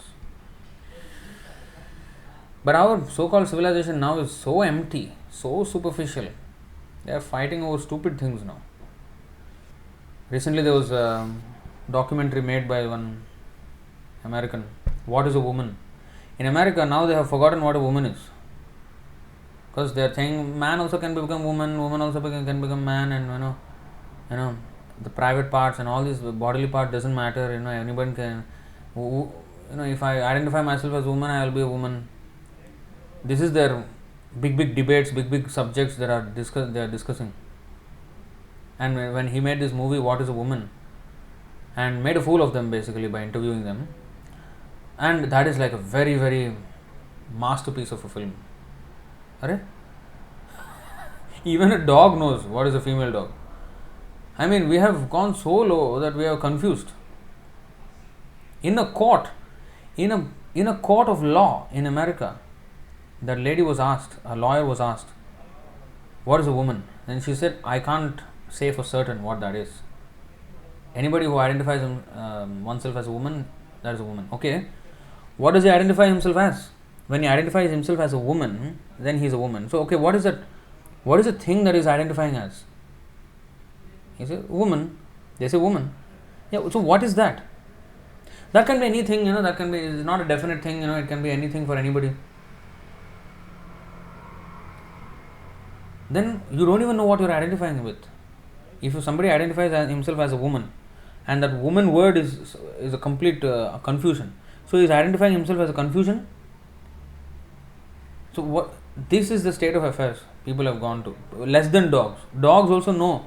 Oh, this is a female dog. I will have sex with him, with her. This. Dogs know. Insects know. Humans have forgotten. Whereas they should be contemplating on these very elevated subjects. This is what happens without God consciousness. Therefore, here in this verse, Satsangatve Nisangatvam, Nisangatve Nirmohatvam, Nirmohatve Nishchalatatvam, Nishchalatatve Jivan Mukti. Now,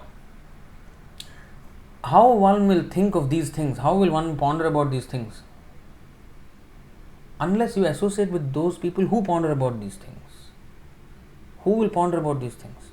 Satsanga. Therefore, Satsangatve Nisangatvam, Nisangatve Nirmohatvam, Nirmohatve Nishchalatatvam, Nishchalatatve Jivan Mukti.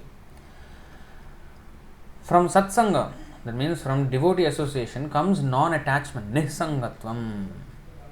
We get detached from this material world.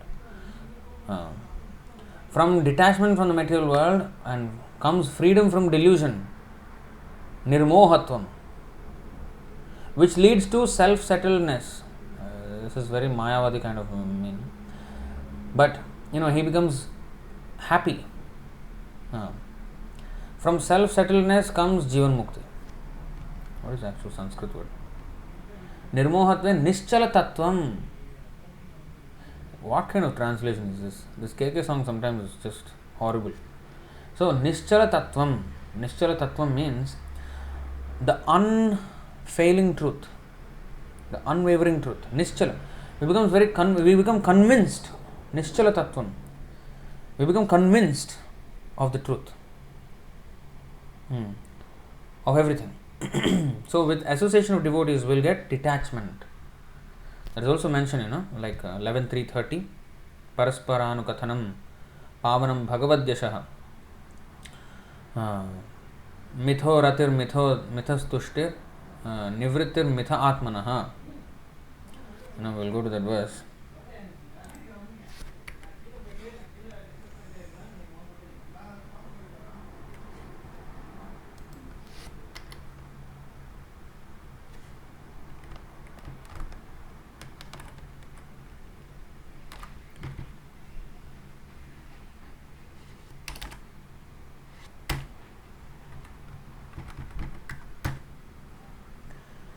See here,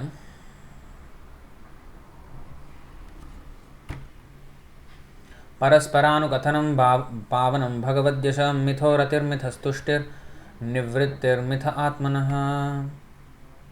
One should learn how to associate with the devotees of the Lord by gathering with them to chant the glories of the Lord. This process is most purifying. As devotees thus develop their loving friendship, they feel mutual happiness and satisfaction. And by thus encouraging one another, they are able to give up material sense gratification, nisangatvam, which is the cause of all suffering.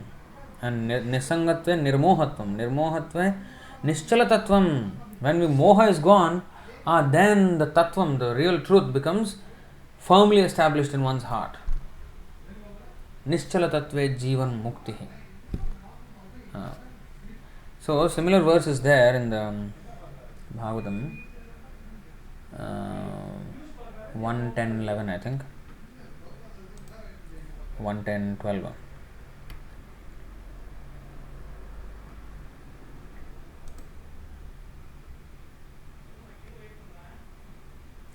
Computer is very slow. I click one button and then after 1 hour it will come. Okay.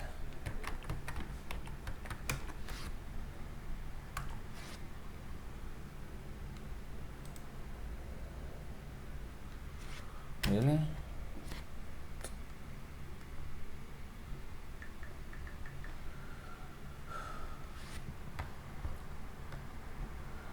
Satsangad mukta duhsango.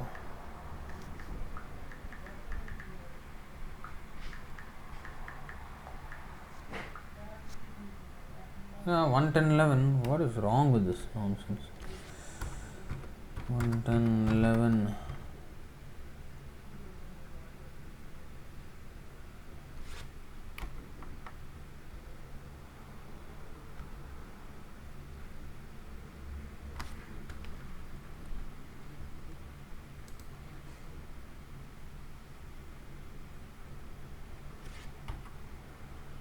सत्संगान मुक्त दुःसंगो हातुम नोत्सहते बुधः कीर्त्यमानं यशो यस्य सकृदाकर्ण्यरोचनम्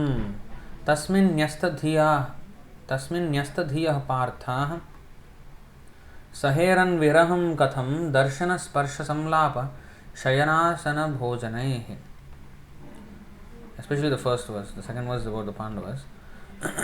Satsangan mukta duhsango hatum na utsahate buddha.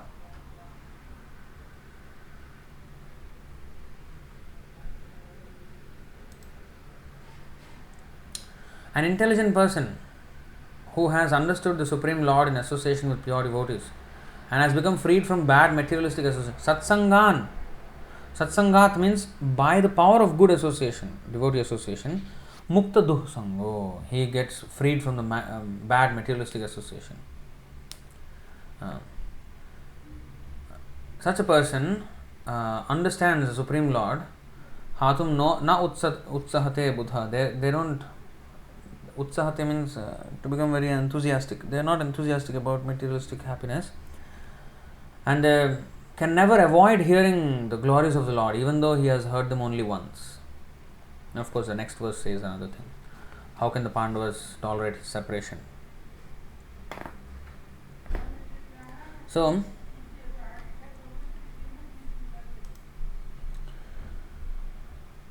this is the way. Association of devotees is the key to getting moksha. In fact, there is that verse, no? 22:53, I think, Madhya.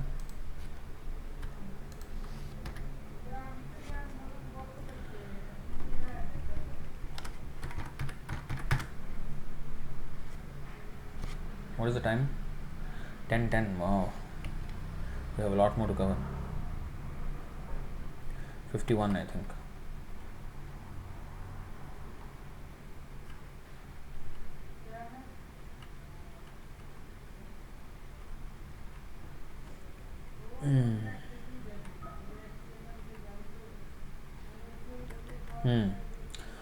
महत कृपा विना कौन कर्मे भक्ति नोय कृष्ण भक्ति दूरे रहु संसार न है क्षय.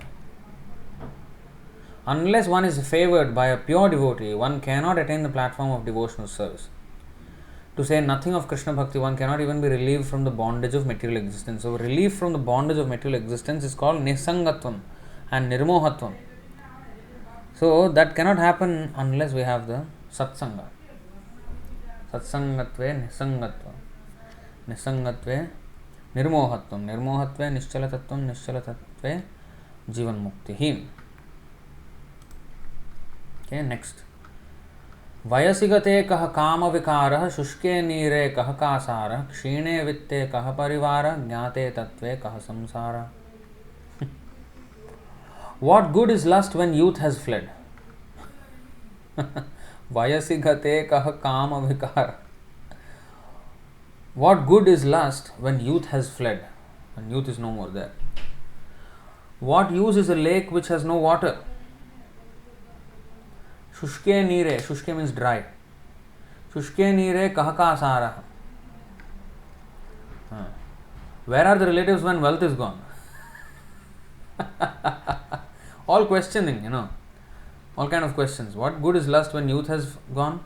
What is the use of a lake which has no water? Where are the relatives when wealth is gone?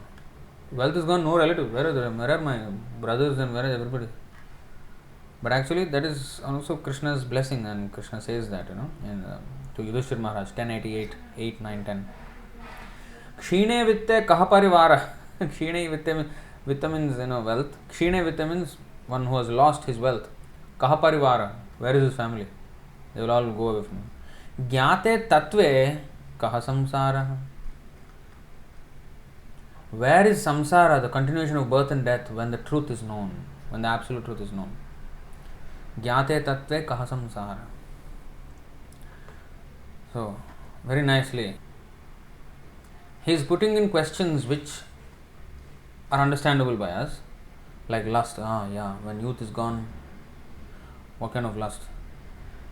Lust will be there, but how much can we enjoy? We want to enjoy, but Prabhupada say 85-year-old, he is still going to the naked dance show. So lust is there. That is also mentioned in the 9th canto, 9, 19, 14, I think.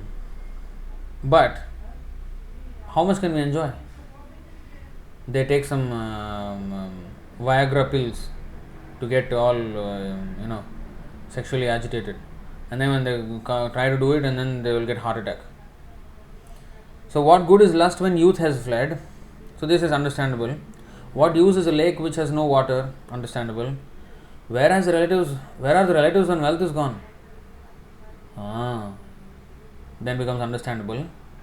Then finally, where is samsara when the truth is known? To get our mind to that position, to think about the absolute truth. So he is giving examples which we can relate to, and then relating it to the example relating to the actual fact which he actually wants to convey. Like dehinosmin yatha dehe kaumaram yauvanam jara tatha dehantara prapte. Now kaumaram yauvanam jara, that process we have experience of, we have seen, we are undergoing, whatever. Tatha dehantara prapte. So he is giving us a picture which we can see, and then giving us a continuation of that which we cannot see immediately. So that kind of thing.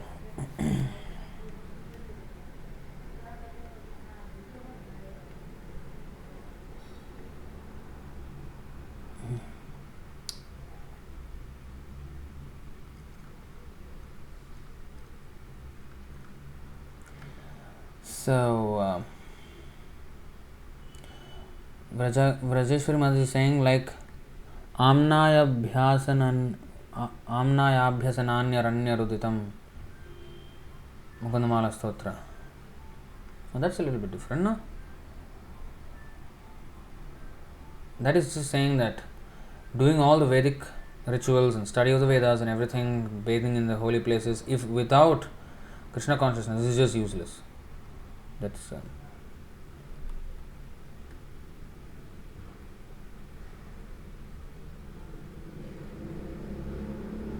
Subala Prabhu is sharing Nimittani Viparitani. Yes, in the first chapter of Bhagavad Gita. So Arjuna says, where is my happiness? I came here to fight, to get happiness, and I have to kill my own kinsmen. Then where is my happiness? I cannot enjoy the property or the kingdom alone. They must be relatives, brothers. I will be very proud. But just see how I have become king, so I can show it to them. So if they are dying, then whom shall I show my opulence? This is the psychology. Nimittani cha viparitani pashyami. Just the opposite. This is illusion. Prabhupada is saying. So, where is wealth? Where are relatives when wealth is gone? Because when wealth is there, relatives will be there and one can show off. When wealth is gone, relatives will not be interested in you. And then you want to be with relatives and nobody will even come to help. Okay, next verse.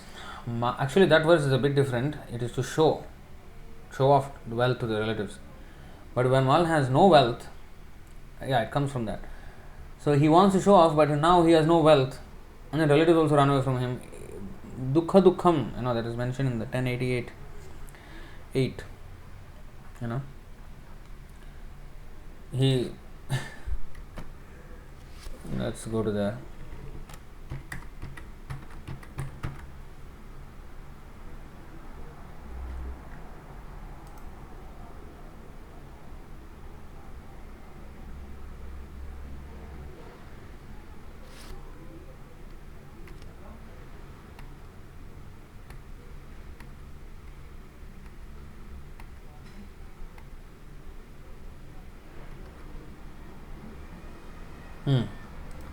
See this? Shri Bhagavan Vacha Yasyaham Anugrahanami Harishetat Dhanam Shane Tato Dhanam Tyajantyascha Svajana Dukkha Dukkhitam. Personality of Godhead said, this is for a devotee. If I especially favor someone, I gradually deprive him of his wealth. Then the relatives and friends of such a poverty-stricken man abandon him. In this way he suffers one distress after another. Why Krishna shows favor like this? He explains. Because actually these things are illusion. In the beginning he will suffer. Then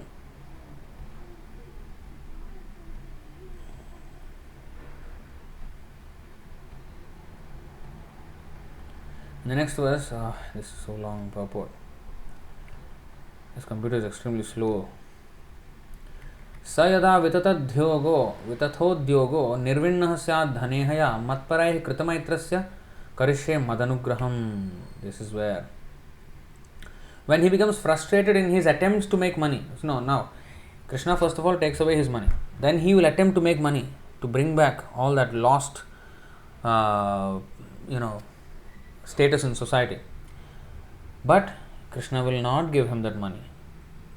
And he becomes frustrated in his attempts. It is attempts with S, the plural. That means he is making multiple attempts. Then he finally loses hope in all that. And relatives already long abandoned him. And then and nobody is his friend. So devotees will gladly accept him as friend. Come, join full time. Instead, befriends my devotees. I bestow my special mercy upon him. Then he becomes a devotee. So sometimes Krishna makes these arrangements for devotees.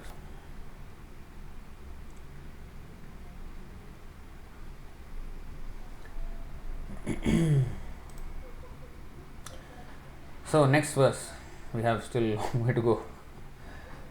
I think it's going to be a long class. Makuru dhanajana yauvana garvam harati nimesha kalah sarvam mayamayamidam akhilam hitva brahma padam tvam pravisha viditva. Very simple actually, very simple Sanskrit. Makuru dhanajana yauvana garvam. Garvam means pride. Don't be proud of dhanajana yauvana. Wealth, beauty, youthful beauty and fame. Don't be proud of this if you have this. Harati nimesha kalah sarvam. In a moment's notice everything will be finished. Don't be proud of these things. You have not created those things. You have been bestowed upon, they have been bestowed upon you by the grace of the Lord. Nothing was your doing. Yes, in a way karma, but still to enjoy the karma results also Krishna has to give. So we are entirely dependent on these things. On the Lord to get these things. So why do we think that if somebody says you are beautiful, they say, oh thank you. What have I done to make this body beautiful? Did I create this body? No. Did the mother create body? No. Krishna created. Mother, the body inside was being created, but under the direction of Krishna. Mother did not know how the body was going to come out, how beautiful or how ugly, how intelligent, how stupid. Doesn't know. Krishna is doing all the thing. So, Krishna should be thanked. I have done nothing. Makuru dhana jana yauvana garvam harati nimeshat kalah sarvam. In one moment everything will be gone. Maya mayam idam. This is all the illusion of Maya. Akhilam hitva. All this, this illusion, give up, hitva. Having given up, Brahma padam tvam pravisha viditva. Enter into the spiritual understanding, spiritual consciousness, in other words, Krishna consciousness. Do not boast of wealth, friends, and youth. Each one of these are destroyed within a minute. Free yourself from the illusion of the world of Maya and attain the timeless truth. When, of course, as devotees, we should know what the truth is, because Shankaracharya is saying precisely, Bhaja Govindaṁ, Bhaja Govindaṁ, Govindaṁ Bhaja Mudhamate. So Govinda is real truth. Govindaṁ Adi Purusham Tam Aham Bhajami. Same. Govindaṁ Bhajami, here Bhaja Govindaṁ. So, that's why I sometimes don't like these translations. It'll be more like a Mayavadi translation. At least KK songs, they should have put a little more effort. That's always has been my criticism of KK songs. Although they have done a good job of consolidating all the songs and translations, but they could have been a little better. Anyway, that's just my gripe. Next, Dinayamin Sayam Pratah Shishiravisan. Okay, Dinayaminyo Sayam Pratah Shishiravasanto Punarayatah Kalah Kridati Gacchantyayo Tadapi Namunchatyasha Vayu. Dinayaminyo, Dinayamin. Dina means day, Yamini means night. Sayam Pratah, evening and morning. Night, day, evening, morning. Shishiravasanto. So in the winter and autumn, Punarayatah. Kala kridati gacchatyayuhu tadapi namunchatyasha vayuhu. Time is going. Daylight and darkness, dusk and dawn, winter and springtime come and go. Time plays and life ebbs away. But the storm of desire never leaves.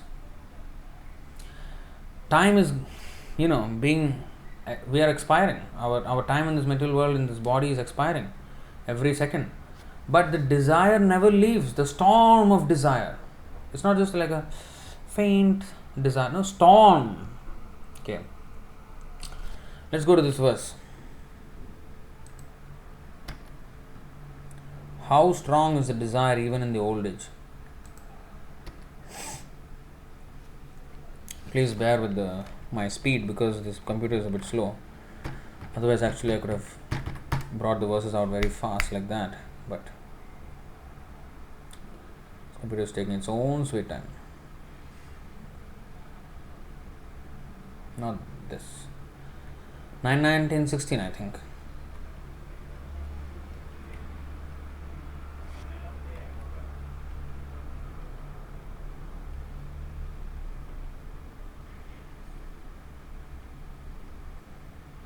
Yes. Ya dustyaja durmatibher jiryato ya najiryate tam trishnam dukkha nivaham sharmakamo drutam tyajet. For those who are too attached to material enjoyment, sense gratification is very difficult to give up. Even when one is an invalid because of old age, one cannot give up such desires for sense gratification. Therefore, one who actually desires happiness must give up such unsatisfied desires, which are the cause of all tribulations. Even if one becomes an invalid because of old age, one cannot give up desires for sense gratification. The story Prabhupada said about Akbar and Birbal. Akbar and Birbal, they had this conversation. Birbal was saying, no, even if one is old, the lust does not leave him. Akbar said, no, I don't believe that. Because after some time, your body becomes just, not interested.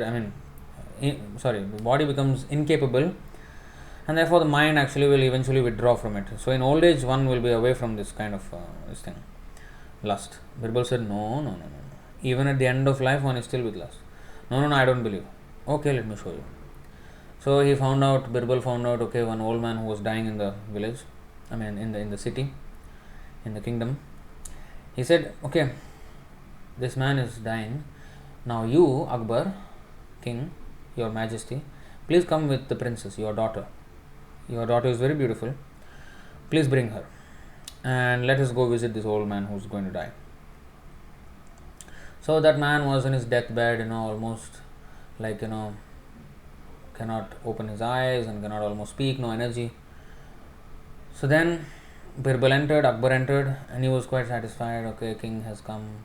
Thank you. At this last point of my time you have come. Then Birbal signaled to Akbar, ask the daughter to come, enter the room. And then fix your eyes on him. So he indicated. So he was like that, thank you, thank you. And then the daughter entered. His eyes became big. Then Akbar looked at him and said, then he agreed with Birbal. Yeah, I got it. So that is how jiryato va na jiryate. So the only thing is to become attracted to Krishna, and then these things, will go away. It's not about age or anything. Haridas Thakur was a young man when the prostitute came, when Maya herself came. He was young in his youth and beautiful, handsome man, and he was chanting in the prime of his youth, but nothing happened. He was not even attracted. Why? Because he was Krishna conscious. That is the only way, not by age that one will become out of this desire. No.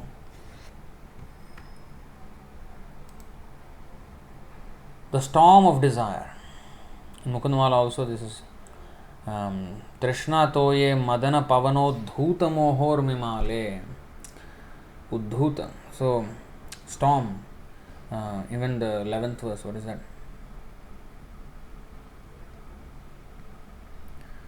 Mukundamala, 11th verse. Just like that, I forgot.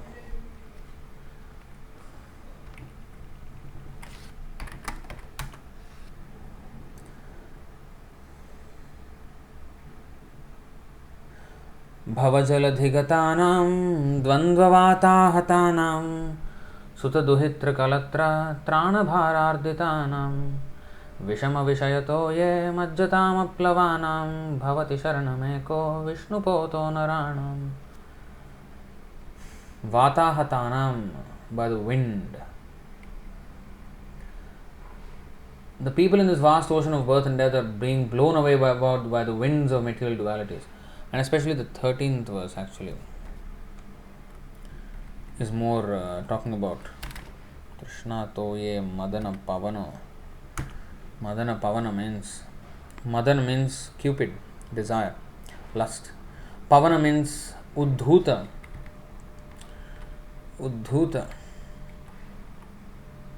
stirred up, that is a storm. Pavana uddhuta, madana pavana uddhuta. So, Trishna toye madana pavano dhuta mohor mimale. So here, O Lord of the three worlds, we are drowning in the vast ocean of samsara, which is filled with the waters of material hankering, with many waves of illusion whipped up by the winds of lust, by the storm actually. Pavanodhuta means storm. And whirlpools of wives, vast schools of sharks and other sea monsters who are our sons and brothers. O giver of all benedictions, please grant me a place on the board of devotion that is your lotus feet. So, I'm sorry this is taking a bit long, this class. We'll try to quickly go to the next one. Dvadasha manjarikabhirasheshah kathito vayyakarnasya ishah upadesho bhud vidya nipunai Srimad Shankara Bhagavat Charanai. This bouquet of 12 verses was imparted to a grammarian by the all-knowing Shankara, adored as the Bhagavat Pada. Okay, this is the first 12 verses. Then after that, next next how many? 21 verses. This verse was all just saying that 12 verses. But so Shankaracharya actually is adored as a Bhagavat Pada.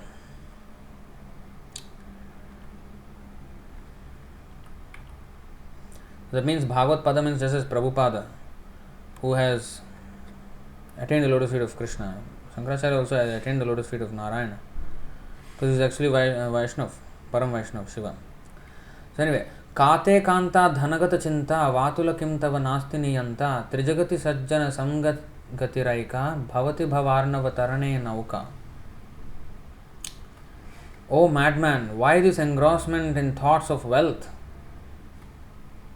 Kate Kanta Dhanagata Chinta. Anxious about wealth always. Why this engrossment in thoughts of wealth? Is there no one to guide you? Vatula kim tava nasti niyanta.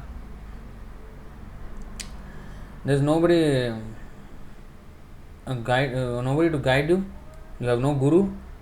That means those who have no guru, bona fide spiritual masters, they are running after madness of wealth, madly running after wealth and enjoyment. Hiranyakashipu, demons,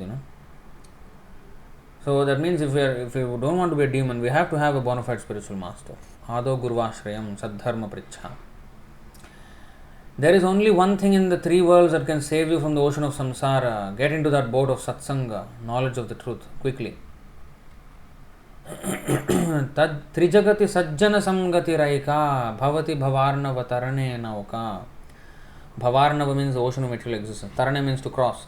Nauka means the boatman or boat. Trijagati sajjana samgati. Actually, gatir eka. Aika. Gatihi Aika. So, anyway, that's two words. Trijagati means in the three worlds. Sajjana sam. Sat jana. Sat sanga. Sat jana. Jana means people. Sajjana means devotees. Bhaktivinoda Thakur titled his magazine as Sajjana Toshani, the satisfaction of pure devotees. So, Sajjana means devotees. Krishna's devotees. Trijagati sajjana samgati raika bhavati bhavarnava tarane nauka. Kate kanta dhanagata chinta. So why are you worried about this wealth and all? You don't have any guru? Take association of devotees and then that will help you. That is the boat which will help you cross this ocean of material existence. Now, of course, there are verses to support this, but you get the idea. See? Very easy, simple Sanskrit. Jatilo mundi lunchita keshah kashayambara bahukrita veshah pashyan apichana pashyati moodha udhara nimittam bahukrita veshah. There are many who go with matted locks. That is Jatila. Mundi means shaven head. Many who have clean shaven heads. Many whose hairs have been plucked out. This is Jainism. Jains, they pluck their hairs. Some are clothed in saffron, yet others in various colors. Kashayambara bahukrita vesha. All just for a livelihood. He is just so hard hitting. Shankaracharya, Moham Mudgara. Hammering. Some people wear this, some people wear that, and some people have different hairstyles, all for livelihood. Pashyan apichana pashyati moodha. Udari nimittam. Udara nimittam means, udara means belly. Nimittam. Only for the sake of the belly. Bahukrita vesha. They dress in different ways. But they cannot see the truth. Pashyan apichana pashyati moodha. They are fools. Wow. All just for a livelihood. Seeing truth revealed before them, still the foolish ones does not see it not. So, people become professional reciters of the Bhagavatam, make a good business out of the Bhagavatam, Bhagavat Sapta, and then collect the fees, and then have a maintain family, and the son and daughter are studying in London and Canada, and settle. Life is settled. Some people shaven head, some people matted locks, some people in saffron color, some people various colors. Udara nimittam means just for the sake of filling their belly. Here it is said, all just for a livelihood. But if you see the real word Sanskrit, udara nimittam, just for the sake of their bellies, they are dressing in various ways. So, very, very straightforward, hard-hitting language. Pashyan apichana pashyati moodha. They are supposed to be speaking on religious principles, but they don't even see the truth. Yudhishthir Maharaj said, what is that?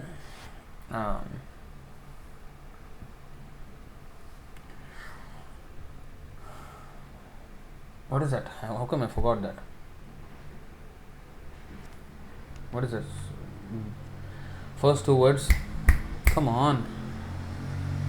7 to 57 purport.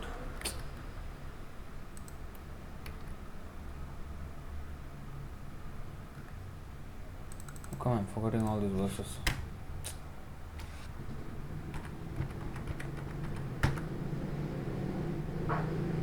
ahanyahani bhutani gachanti yamalayam shesha sthavaramicchanti kimascharya matah param. So, people see everybody dying, but still they don't, apashyantaha. Ahanyahani bhutani gachanti Himalayam. So this verse, hundreds and thousands of living entities meet death at every moment, but a foolish living being nonetheless thinks himself deathless and does not prepare for death. This is the most wonderful thing in this world. So pashyan apina pashyati. Pashyan apina pashyati. Bhagavatam also says like that. So okay, let's go to the next verse. So this is because of illusion. Angam galitam palitam mundam dashana vihinam jatam tundam vriddho yati grihitva dandam tadapina munchatyasha pindam. Strength has left the old man's body. His head has become bald. His gums toothless and leaning on crutches. Even then the attachment is so strong and he clings firmly to fruitless hope.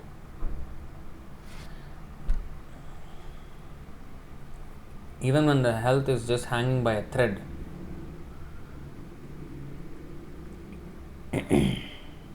Attachment is so strong that he clings firmly to fruitless hope. I mean, here he's saying he, but who's that he? We. I. So, when it is said in third person, it doesn't affect us so bad. But actually it should affect us bad. While he is hitting hard, he is using the third person. Actually, he's saying you. He's saying to us, you. Your attachment is so strong and you cling firmly to fruitless hope. So this is how strong the attachment is. One is so attached to this painful body.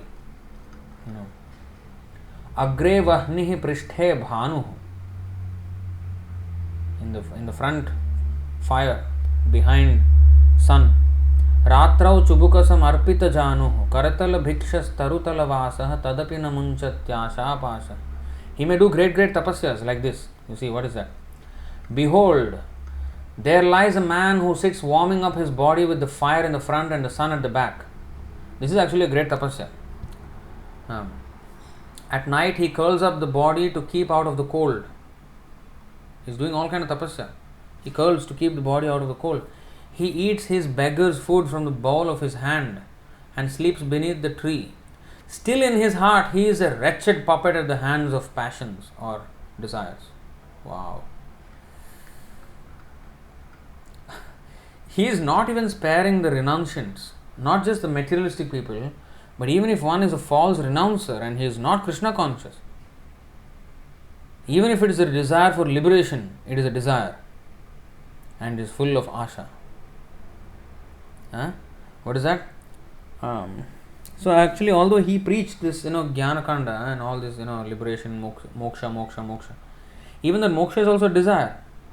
Even the renunciants, the cheating renunciants, that is one thing. But even the proper renunciants who want moksha, they are also full of asha, pasha. They are also, pasha means bound up. They are bound up by their own desire of even liberation. That is also desire. Only, what is that?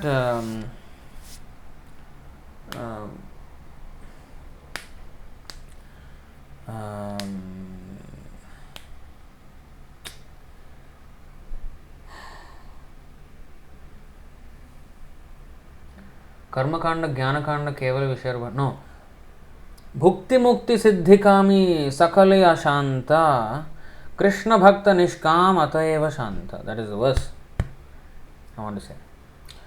So, Bhukti Mukti Siddhi Kami. He is still a Kami. If he wants sense gratification, he wants Mukti, liberation or Siddhi, yogic perfections, he is still a Kami. He is a lusty person. Bhukti Mukti Siddhi Kami Sakalya Shanta. All of them are not peaceful. They are bound up by the ropes of desires. Krishna Bhakta Nishkam Ataeva Shanta. Only Krishna Bhakta and no one else is the peaceful person. Agre Vahni Prishthe Bhanu. What is this Agre Vahni Prishthe Bhanu? Why it is said like this? In front fire and at the back sun. There is actually a tapasya procedure like this. The yogis must do like that. I'll show you this thing. This verse.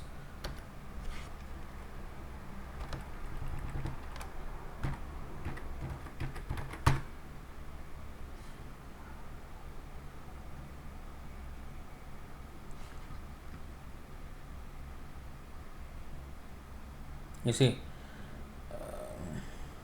come on, so slow this computer. रहुगणैतत्तपसानयाति न चेज्जया निर्वपणाद्गृहाद्वा न छन्दसा नैव जलाग्निसूर्यैर्विना महत्पादरजोऽभिषेकम्. What is this जलाग्निसूर्यै? अग्रे वह्निः पृष्ठे भानुः. So this is the thing. Jala Agni Surya. What is this? So let's read the. My dear King Rahugana, Jadabharat is speaking this. Unless one has the opportunity to smear his entire body with the dust of the lotus feet of great devotees, one cannot realize the absolute truth. One cannot realize the absolute truth simply by observing celibacy, brahmacharya. So these are good. Brahmacharya, all is good, but without Krishna consciousness, if you do these procedures, no use. So brahmacharya, one cannot realize the absolute truth. Strictly following the rules and regulations of householder life, no. Leaving home as a vanaprastha, no. Accepting sannyas, no. By these things, without Krishna consciousness, we cannot. Or undergoing severe penances in winter by keeping oneself submerged in water until the neck. They submerge themselves in water in winter. You go to Rishikesh, Haridwar in winter, it is freezing cold, and you submerge yourself like that. In fact, previously, nowadays they don't do this. Sangeetam, the music, how they train their vocal cords. They go early in the morning, Brahma Muhurta time, to the river or the lake in winter or in summer, especially in winter also. They don't stop. So winter they go and they submerge themselves until the neck. Your body is shivering, but they have to control their vocal cords so that the sound does not shiver. Like that they used to control the vocal cords. Music, even for musicians. They should have so much control that even in such extreme conditions, they should have complete control over their voice. They used to train like that, their vocal cords. So that is for music. But even tapasya, as a yogi, undergoing severe penances in winter by keeping oneself submerged in water or surrounding oneself in summer, in the hot, by fire and the scorching heat of the sun. So why they do these things? To get out of the bodily. So because matra sparshastha kaunteya shita ushna sukha dukkha daha agama payano nitya stam stitikshasva bharata. To learn tolerance. Now that verse is there, shita ushna, cold and hot seasons, winter and summer. But actually they do it practically so that they will get out of that agitated position and become tolerant and not agitated by these extreme conditions. They literally want to practically be tolerant. That is one way. But if one becomes Krishna conscious, one automatically becomes tolerant. All these effects one will automatically get if one is Krishna conscious. One does not have to do all those things actually. That is a very mechanical way of doing it, this yogic process, by practically going into the heat and cold and everything. But if one is out of this bodily concept by knowledge and by devotion, bhaktya bhagavatam grahyam, then, and when one is acting on that spiritual platform, on the soul platform, then automatically one is not bodily platform, and automatically he can easily tolerate these different conditions. See? But yogic process, they do all these things. There are many other processes to understand the absolute truth, but the absolute truth is only revealed to one who has attained the mercy of a great devotee.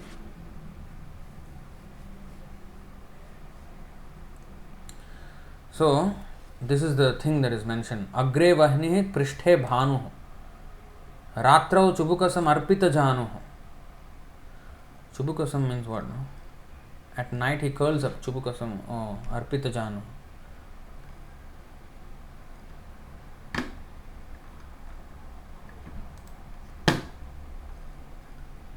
Karatala bhikshas. Karatala means in his hands. Bhikshas tarutala vasa. So he eats only what his bowl is, his hands only. This is his bowl. He may be a beggar. Tarutala vasaha. Taru means trees. Tala means at the surface or on the below the trees. Vasa, he may stay under the tree or Tadapi na munchatyasha pasha. Still in his heart, he is a wretched puppet in the hands of lusty desires. See, he did not spare even the karmis and jnanis, only devotion. Bhaja Govindam, Bhaja Govindam, Govindam Bhaja Mudamate. Nama Smaranat. What is that? Nati. In the last verse, we will see. There is no other way other than Nama Smaranat. Next. Kurute Ganga Sagara Gamanam Vrataparipalanam Athava Danam Jnana Vihinaha Sarvamatena Muktim Nabhajati Janmashatena. One may go to the Ganga, observe fasts and give away riches in charity, yet devoid of jnana, nothing can give mukti even at the end of 100 births.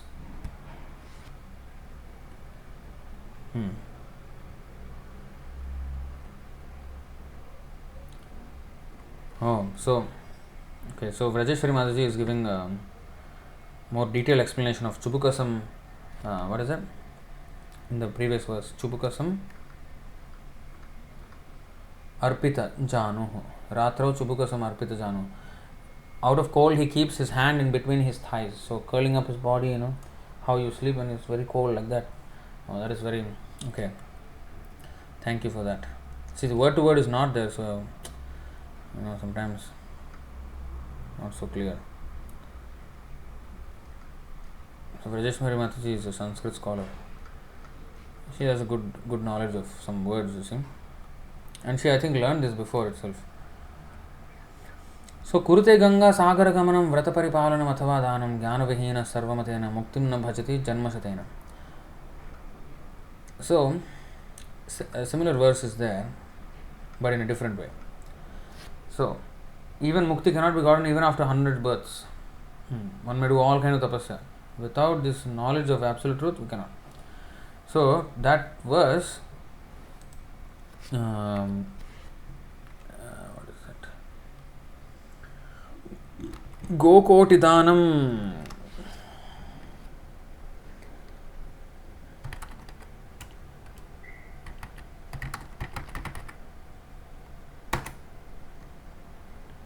Gokotidanam grahane khagasya prayaga gangodaka kalpavasah yajñāyutam meru suvarnadanam govinda kirterna samam shatam shaihi. Even if one distributes 10 million cows in charity during an eclipse of the sun, lives at the confluence of the Ganga and Yamuna for millions of years, or gives a mountain of gold in sacrifice to the Brahmanas, he does not earn 100th part of the merit derived from chanting Hare Krishna. Chanting Hare Krishna is so elevated that all these other things one may do for 100 births, it is said there. Here it is said millions of years, 10 million cows, a mountain of gold. Still, all that together is not even equal to 100th part of the merit derived from chanting Hare Krishna. Govinda Kirter Nasamam Shatam Shai. Chanting Hare Krishna is so exalted. So we should not take it cheaply, this whole process. Here also is saying so similar thing. Suramandirataru moola nivasah shayya bhutala majinam vasah sarva parigraha bhogatyagah kasya sukham na karoti viragah. Take your residence in a temple or below a tree, wear the deerskin for the dress and sleep with Mother Earth as your bed. Give up all attachment and renounce all comforts. Blessed with such vairagya, could any fail to be content?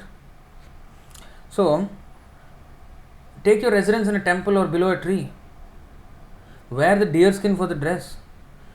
Sleep on the earth as your bed. So, these are actually comforts. These will serve the purposes of clothing and residence and your sleeping. All these things are taken care of. How can we be content with these things? Why we need huge arrangements for this eating, sleeping, and all these things? So similar things Sukadeva Goswami said. I think what is that? 2, 3.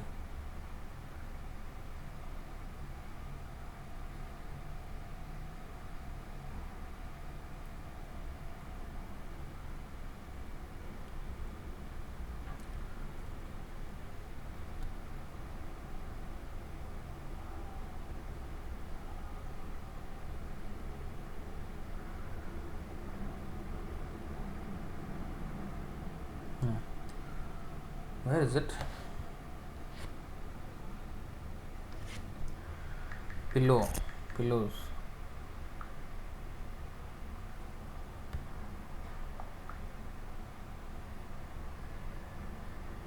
Two to four, yes. Is that the one? No.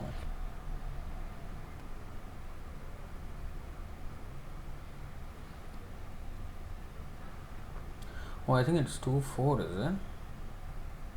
Or 2-3.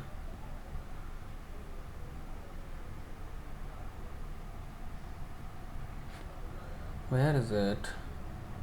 Yeah. Okay, so 2-4. Let's take out this.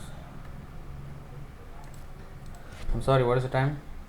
11, but still we are not anywhere close to finishing.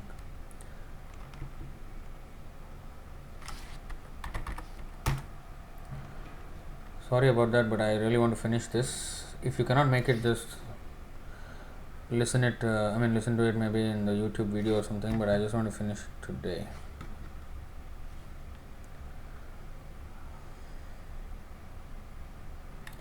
सत्यांक्षितौ किं कशिपोः प्रयासैर्बाहो स्वसिद्धेः उपबर्हणैः किं सत्यञ्जलौ किं पुरुधान्नपात्र्या दिग्वल्कलादौ सति किं दुकूलैः. When there are ample earthly flats to lie on, what is the necessity of cots and beds? When one can use his own arms, what is the necessity of a pillow? When one can use the palms of his hands, what is the necessity of varieties of utensils? Karitala bhikshas tarutala vasah. When there is ample covering or the skins of trees or deer, what is the necessity of clothing? Same thing Shukadeva Goswami is saying. And next verse also is there.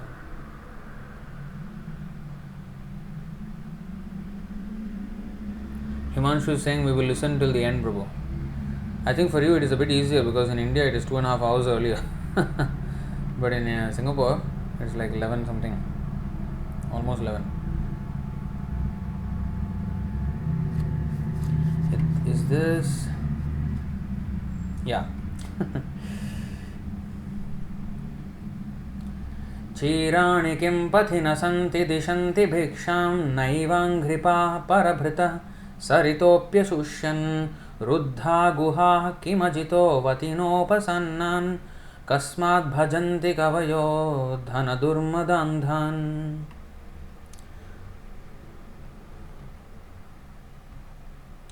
Are there no torn cloths lying on the common road?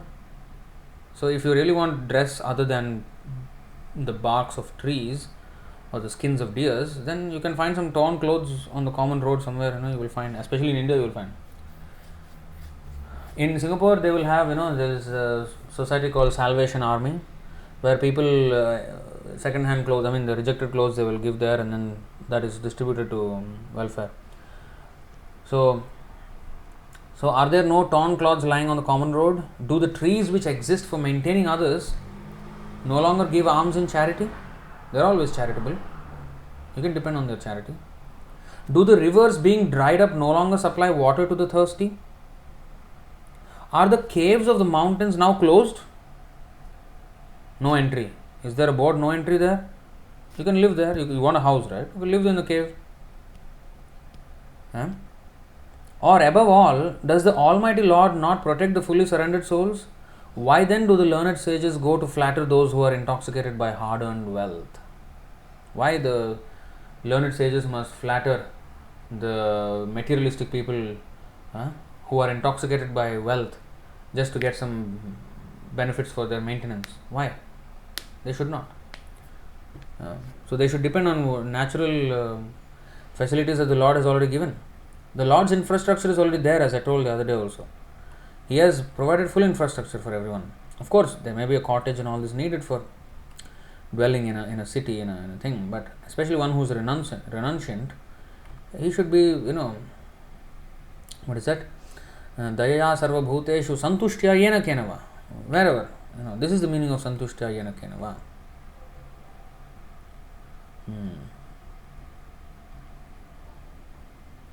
Thus, being fixed, one must render service unto the Super Soul, situated in one's own heart by his omnipotency.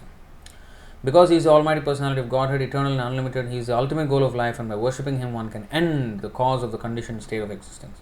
So, one should be focused on this, and all the other things he does not need to endeavor. Just take whatever natural gifts that the Lord has already provided, and then continue. If there is no cave, trees are there. So somehow or other, just live. So going to the next verse.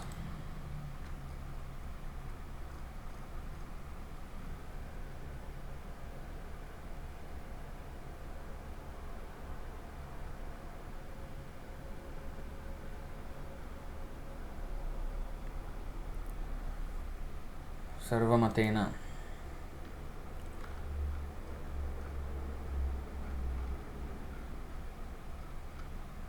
Jnanavihinah sarvamatena.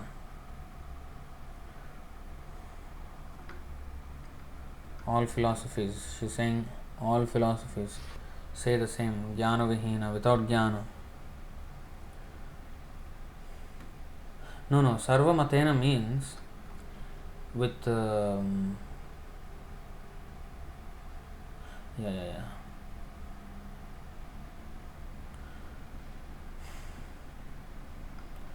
with all kind of philosophies, if we don't have jnana, we may be philosophical, but if we don't have the real jnana, then muktim na bhajati janmashatena. You see, matena means by mata, by the medium of mata, by the medium of philosophies. If jnana vihina, if we are very philosophical, but all such philosophy does not come to the purpose of jnana, then nabhajati janmashatena, muktim nabhajati janmashatena. And actually, since we came back to this verse for a while, just one verse from Bhagavad Gita. Jnane parisamapyate. All kinds of austerity or whatever, all the auspicious work has to end in knowledge. If the knowledge is jnana vihina, then whatever we do, Shreyan dravyamayad yajnat jnana yajnah parantapa sarvam karmakhilam partha jnane parisamapyate. Very important verse actually. O chastiser of the enemy,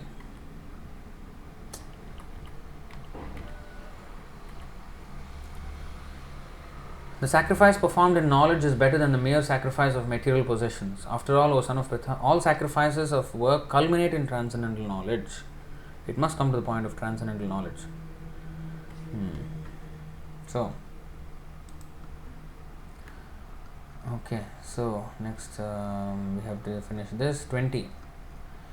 Yogarato va bhogarato va sangarato va sangavihina yasya brahmani ramate chittam nandati eva.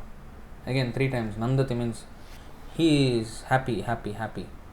One may take delight in yoga or bhoga, may have attachment or detachment, but only he whose mind steadily delights in Brahman enjoys bliss, no one else. And Brahman means actually Parabrahman. Brahmajanati iti Brahmana. So, in fact, Bhaktivinoda Thakur and they also say, what is that? Whether you grihe thako, vane thako, sada hari bole dako, sukhe dukhe bhulo nako, sada hari naam bolo re. So, whether you are in happiness, distress, whether in forest or home or whatever it is, whatever is the position, just fill your names with Harinam. Fill your mouths with Harinam, name of Krishna. That's it. Then you will have no more trouble. Bhagavad Gita kinchid adhita ganga jalalava kanika pita sakridapiyena murari samarcha kriyate tasya yamena na charcha. Bhagavad Gita kinchid adhita ganga jalalava kanika pita sakridapiyena murari samarcha kriyate tasya yamena na charcha. It's a bit of a tongue twister. Let a man read but a little from Bhagavad Gita. Kanika pita. Drink just a drop of water from the Ganga. So, Ganga kinchid adhita. Bhagavad Gita kinchid adhita. Let a man read but a little from Bhagavad Gita. Drink just a drop of water from the Ganga. Worship Murari just once.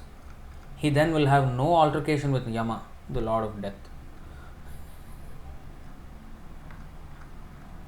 Very nice. Huh? So we must read Bhagavad Gita. Punarapi jananam, punarapi maranam, punarapi janani, jathare shayanam, iha samsare, bahudustare, kripaya pare, pahi murare. Born again, dying again, punarapi jananam, again taking birth, again dying, punarapi maranam, and punarapi janani, jathare shayanam. Shayanam means to sleep, jathare means in the womb, janani means in the mother's womb. Punarapi janani, jathare shayanam. Taking birth again, dying again, and sleeping in the mother's womb again. It is indeed hard to cross this boundless ocean of samsara. O Murari, redeem me through thy mercy.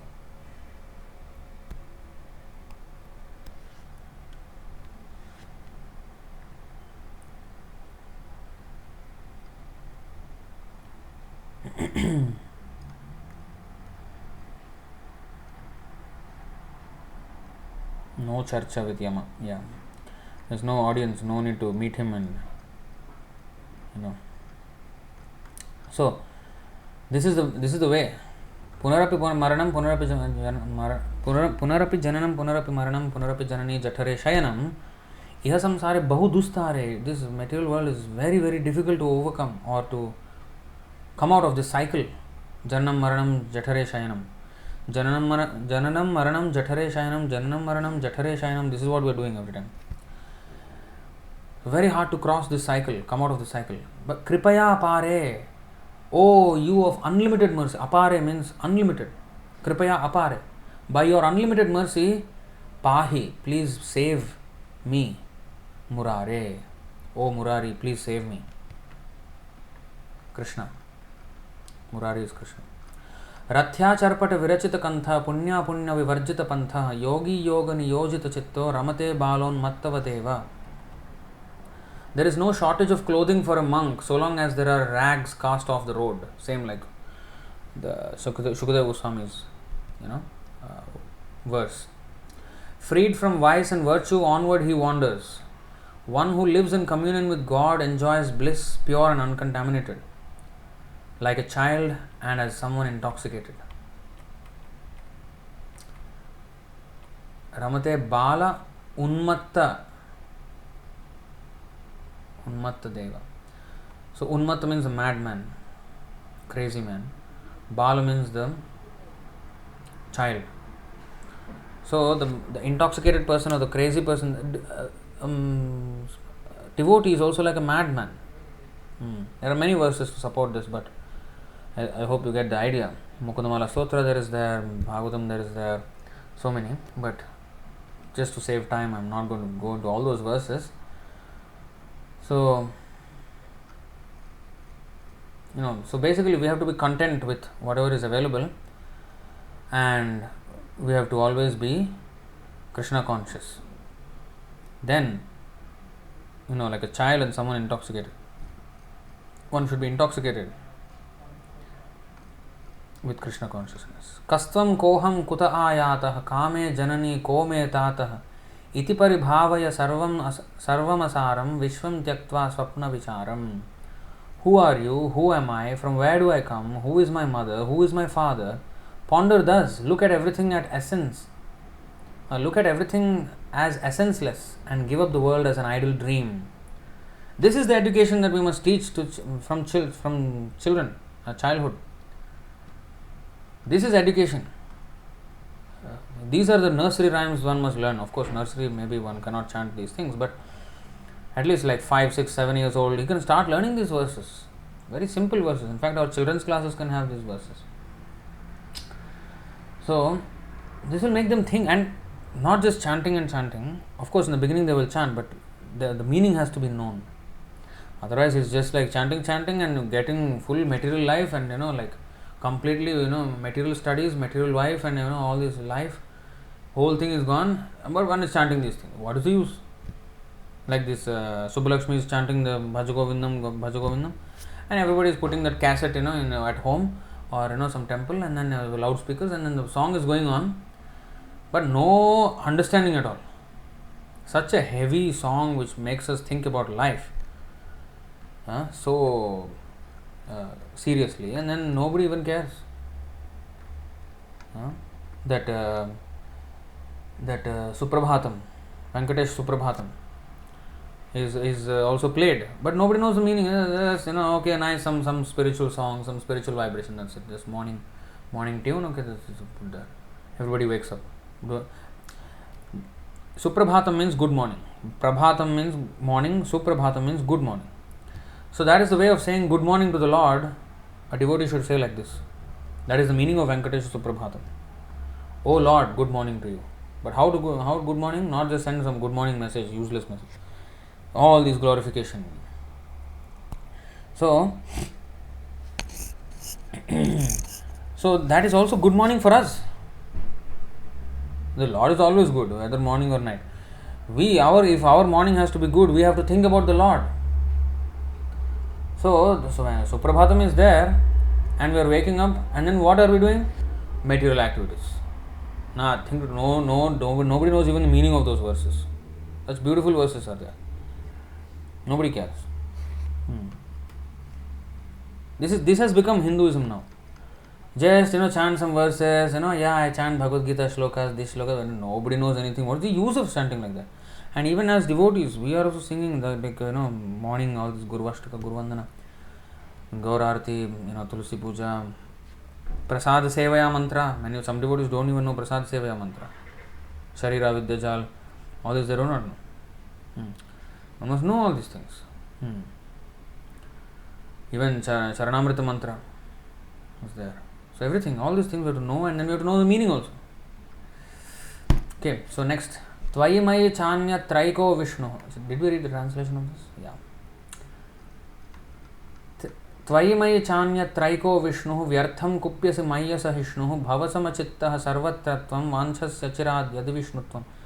Now again, these verses are instructive for all age groups, childhood to death. That is the beauty of spiritual, Krishna consciousness. It is that knowledge is applicable, as instructive as for the child, same for the old man. In me, in you, and in everything, none but the same Vishnu dwells. Your anger and impatience is meaningless. If you wish to attain the quality of Vishnu soon, have samabhava always. What kind of translation is this? Anyway, it's correct, but it should be more clear. For Vaiṣṇava philosophy is very clear. Samachitta, bhava samachitta sarvatratvam. So, what is that? 1854 Bhagavad Gita.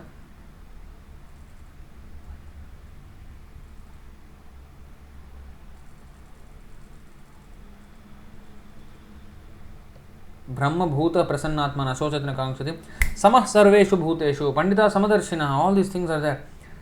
So one should be equal by understanding that the Lord is in everyone's heart. Ishopanishad also says that, right? If you know Ishopanishad, I think 6 and 7. You see, Yastu Sarvani Bhutani. Oh, I'm taking out on the iPad. Usually I'm used to taking out on the iPad.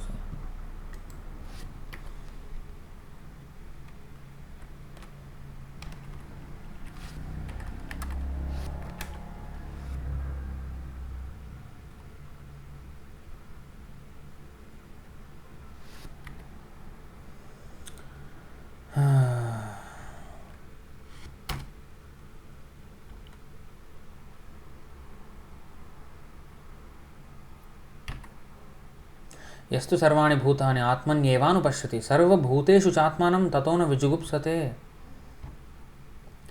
He who systematically sees everything in relation to the Supreme Lord, and who sees all living entities as his parts and parcels, and who sees the Supreme Lord within everything, never hates anything or any being.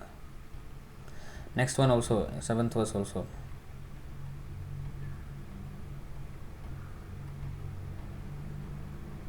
Of course, Bhagavad Gita has, Bhagavatam has such verses.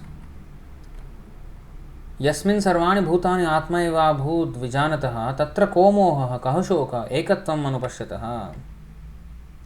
One who always sees all living entities as spiritual sparks in quality one with the Lord becomes a true knower of things. What then can be illusion or anxiety for him? So the same thing is echoed here by Shankaracharya.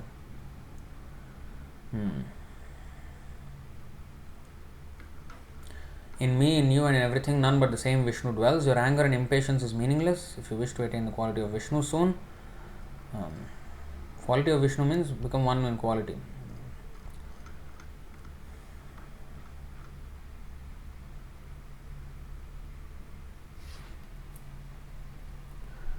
Vishnutvam means we don't become Vishnu, but same quality.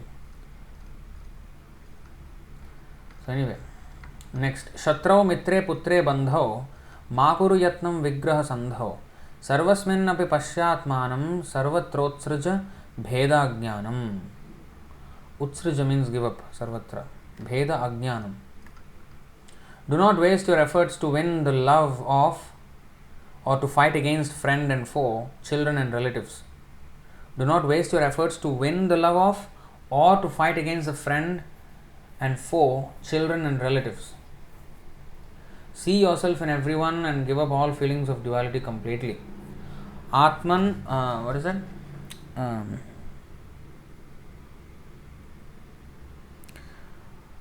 Paradraveshu Loshtra. Atmavat Sarva Bhuteshu. See yourself in everyone means it's not that I am the Paramatma in everyone, no. Atmavat Sarva Bhuteshu. Treat everyone as you would like to be treated yourself. So treat everyone nicely. Atma, and if something gives you pain, that means it gives others also pain. If somebody puts a knife at my throat, I will feel fear and pain and everything. And if somebody cuts my throat, you know how much pain. Similarly, animal also feels, so I should not be doing that to the animal. So that is, see yourself in everyone means that. Atmavat sarva bhuteshu yah pashyati sa pandita. Anyone who sees like that, he is pandit. That is where empathy comes from. If you feel for others difficulty, because when you see that, you should think, if I get that, how will I feel? Wow, that must be very painful for that person. Help. So a devotee, he helps everyone because he finds them very painfully suffering, and then he wants to help them. That is preaching. That is on a macro scale. But even on a micro scale, we should help, especially devotees. This is where the empathy comes from. If somebody, the user experience, they say in design terms, how will the user, what is the user's experience when he has this product or something? How easy it is for him to, handle it and understand it or use it. So user experience. If sometimes the details can be very small, but if it is not there, it is a little bit annoying. So similarly, we have to.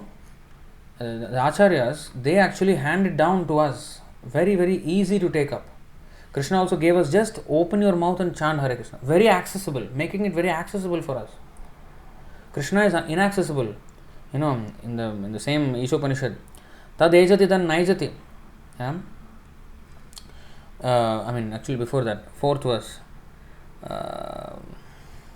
What is that? Anejadekam manaso javiyo. I'm not showing on the screen, but just seeing on iPad here because it's faster. Basically, nainat deva apnuvan purvam arshad tad dhavatonyaan atyeti tishtat tasmin napo matarishva dadhati. That means, let me take out what to do. It's a bit annoying to use this computer when it's so slow. My mind is working very fast and the computer is just like operating at such slow speeds.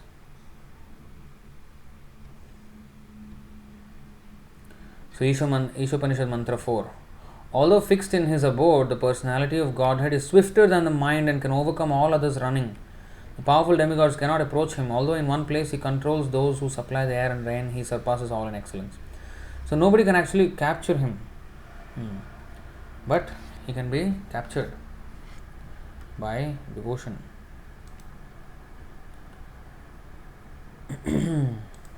And what is that? This understanding that everyone suffers the same. So we must, so that empathy should be there. Yeah.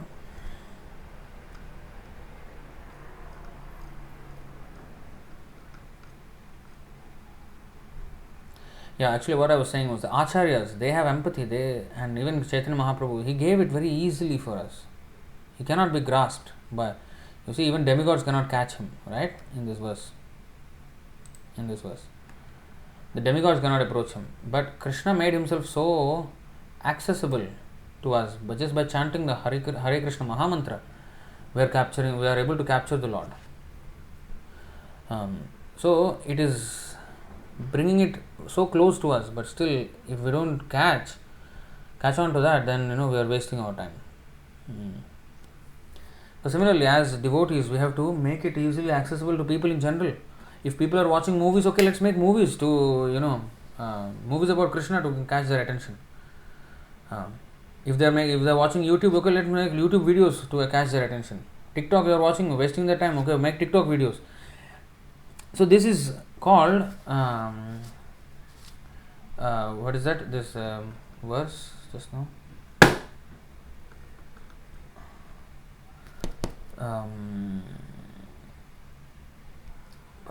Atmavat sarvabhuteshu. Yeah.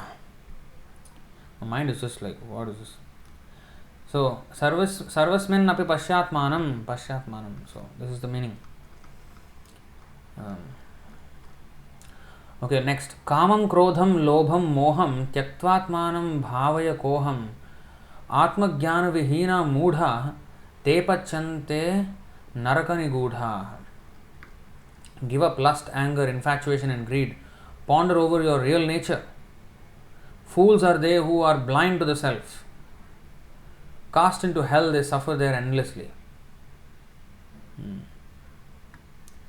Those who are blind to the knowledge of the self. Actually, that is exactly mentioned in the Ishopanishad mantra as well.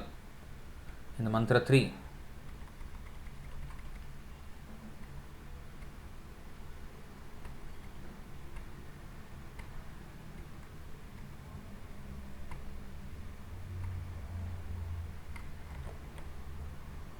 असुरियानाम ते लोका अंधेन तमसावृताः तांस्ते प्रेत्याभिगच्छन्ति ये के चात्महनो जनाः.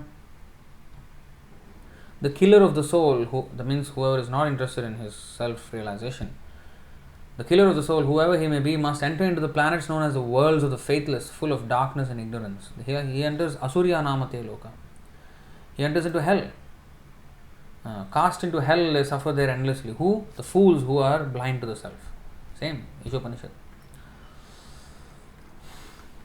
Geyam Gita Nama Sahasram Dhyeyam Shripati Rupamajasram Neyam Sajjana Sange Chittam Deyam Dina Janaya Chavittam.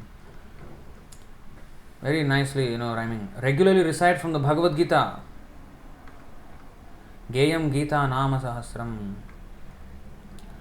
Meditate on Vishnu in your heart. Regularly recite means recite the verses and read and understand and reflect and preach this to others also. That is also recital. Regularly recite from the Bhagavad Gita, meditate on Vishnu in your heart and chant his 1,000 glories. Thousands of glories actually. Unlimited. Take delight to be with the noble and the holy. What is the noble and the holy? Devotees. Just say devotees. This is very... I don't like sometimes KK songs translation. Take delight to be with the devotees who are noble and holy. Distribute your wealth in charity to the poor and needy. Okay. This requires, Dina Janaya Chavittam. Deyam Dina Janaya. So, I don't know. I don't think this is translated by devotee. So, give your wealth in charity to the poor and the needy. Who is poor? आई दीन दयार्द्र नाथ है मथुरा नाथ गदावलोक्य से हृदयं त्वदलोक कातरम दयित भ्राम्यति किम करोम्यहम. So the actual poor person is he who is not Krishna conscious. And who is the needy? He is the one who is needy. He needs Krishna consciousness. He is in need. So poor and needy is not just materially, poor and needy. Those who are non-devotees, those who are poor, they don't have happiness. Some people, they have all the wealth in the world. They are so poor that all they have in this world is wealth. What? They have only wealth. They have no friends, no nothing, no happiness at all in their life. They are very poor. So they are also poor. Everybody is poor in this material world. So Dina Janaya means Ai Dina Dayardranatha hai. Who is Dina? A person who is not Krishna conscious. This Madhavendra Puri is saying, I am Dina. What is that? Patita Pavan, and what is that? Dina Dayal. He Govinda, He Gopal, Keshav Madhav Dina Dayal. Dina Dayal means what? He is very merciful to the poor and needy, some beggars. Is that so? No. Poor and needy means proper explanation must be there. Anybody who is not Krishna conscious, he is a Dina, suffering person. So the wealth must be used in charity to distribute Krishna consciousness to the poor and needy, means those who are not Krishna conscious, to the poor-hearted souls of this material world. Next verse. Sukhatah kriyate rama bhogah paschadhanta sharire rogah yadyapi loke maranam sharanam tadapi namunchati papacharanam. He who yields to lust for pleasure leaves his body a prey to disease. If one becomes lusty, then he will get disease. Actually, it is said when one sees the naked form of a woman, his tridosha, kaphavata pitta, gets disarranged. He will become sick even just by seeing. If he repeatedly engages in sex life, there will be so much disease. AIDS and all this, how they came? STD, sexually transmitted diseases. He who yields to lust for pleasure leaves his body a prey to disease. Though death brings an end to everything, man does not give up the sinful path of lust. What is the sinful path of lust? Sukhatah kriyate rama bhogah paschadhanta sharire rogah yadyapi loke maranam sharanam tadapi namunchati papacharanam. So, it's a path to death and repeated birth and death, and still man does not give up the sinful path of lust. Krishna also in 3rd chapter says that the lust is actually the greatest enemy, and he very graphically describes it. Next, that one is the chapter 3, text 37, 36 is the question, 37 to 43. Very important section of the Bhagavad Gita. Next, so 30th verse, we are almost at the end. Artham anartham bhavaya nityam nasti tatah sukha leshah satyam putradapi dhana bhajam bhitihi sarvatraisha vihita riti. Wealth is not welfare. Charity to the poor and needy, right? Wealth is not welfare. Truly there is no joy in it. Reflect thus at all times. A rich man fears even his own son. This is the way of wealth everywhere. Nityartidena vittena, Bhagavatam says. Nitya artidena. Arti means misery. Artidena means one which gives misery. Vittena. Nityartidena vittena. So that is 11.3.19, Srimad Bhagavatam. So wealth is not welfare. Real welfare is poor and needy charity. What is that? Krishna consciousness. So wealth must be used to distribute Krishna consciousness. A rich man fears even his own son. This is the way of wealth everywhere. Because his own son may take away from him.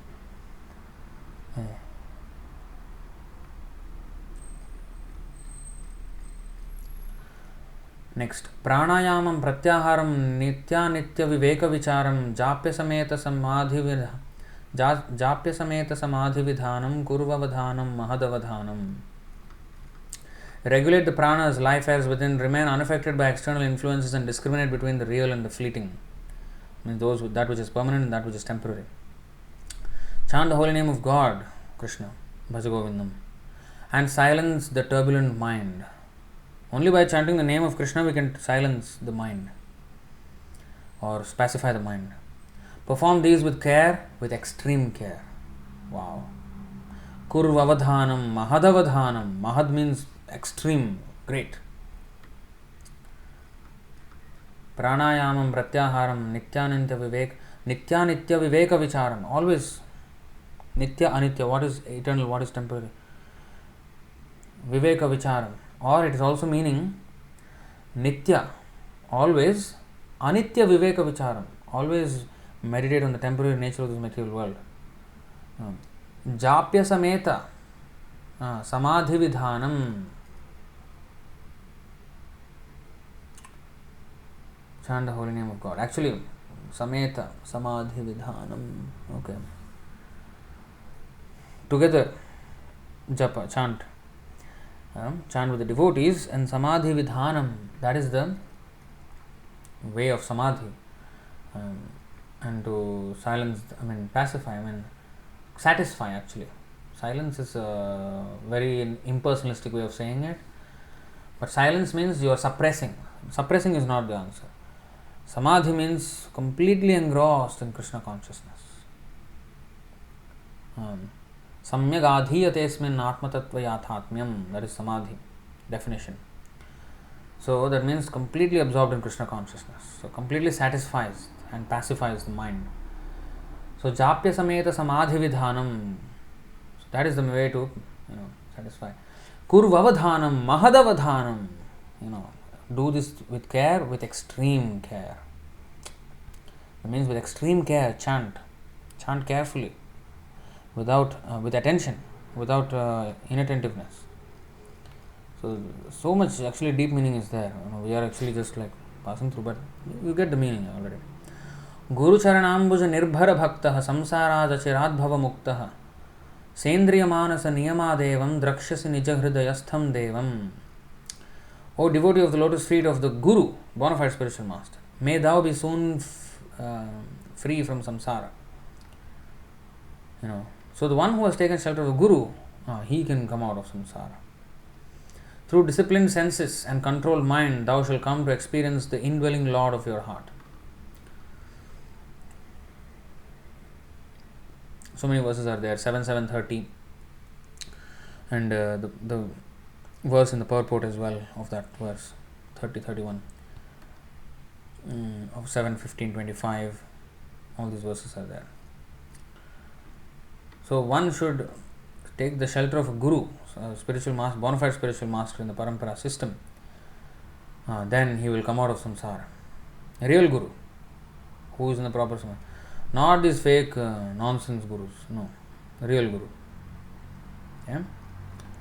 Moodha kaschana vayyakarano dukrin karanadhyayana dhurina Srimad Shankara Bhagavat Shishyai bodhita asit chodita karana. Thus was a silly grammarian lost in rules, cleansed of his narrow vision and shown the light by Shankara's apostles. Silly grammarian. Who is a silly grammarian? Who was lost in rules, of grammatical rules. His own disciples. How? So he is actually advising his own disciples, come out, be cleansed of this narrow vision and take this light of knowledge by these verses I have composed. Shankaracharya is saying this, advising his own disciples actually. He is calling them silly grammarian. Moodha kaschana vayyakarano dukrin karanadhyayana dhurina Srimad Shankara Bhagavat Shishyai bodhita asit chodita karana. Then last, Bhaja Govindaṁ, Bhaja Govindaṁ, Govindaṁ Bhaja Moodhamate, Namasmaranad Anyamupayam, Nahi Pashyamo Bhavatarane. Beautiful. Worship Govinda, worship Govinda, worship Govinda, O fool. Other than chanting the Lord's names, there is no other way to cross the life's ocean. Jai Harinam Sankirtan ki Jai. Moha Mudgara ki Jai. Hammering the illusion. Shankaracharya ki Jai. We Vaishnavas, they think we are against Shankaracharya. We actually accept the total, the Vaishnava side of Shankaracharya. We only do not accept his, the cheating philosophy, misrepresentation of the Vedas. which was of course done on the order of Narayan. So that it's not his fault. It's just that is he did his service perfectly, but he's again warning everybody. So, any questions or comments? Wow, this is 11:30. Okay, so I think there are some questions here and there. Let me just. I hope the audio and video sync was not too bad. I hope so. I don't know. Please let me know in the comments.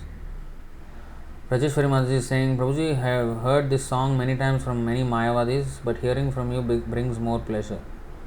Looking forward to the bhavartha of each of these verses. I don't know about that, but yeah, it's actually very beautiful. This whole song is so beautiful.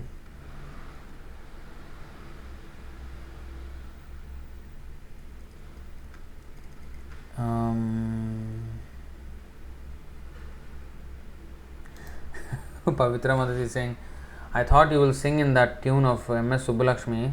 Yes, it's deep classical singing is very difficult. That's the point. The whole point of Shankaracharya writing this song in simple meter was to make it easily rhyming and catchy for even a child.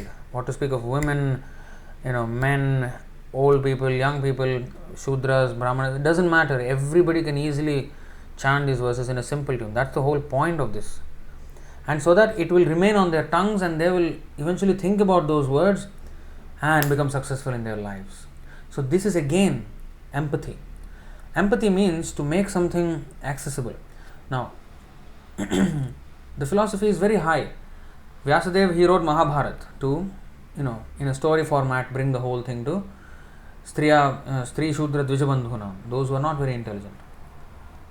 Here, Shankaracharya did the same thing. He did Sharirak Bhashya for the so-called scholars. Actually, he fooled them. He called them Mudha many times in the song.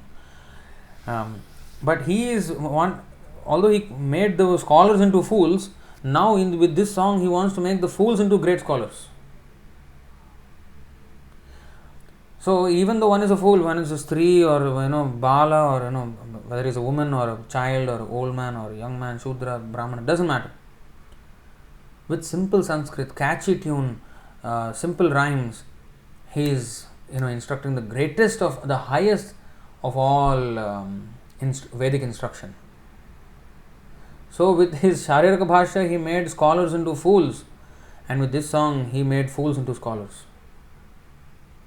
So this is Shankaracharya.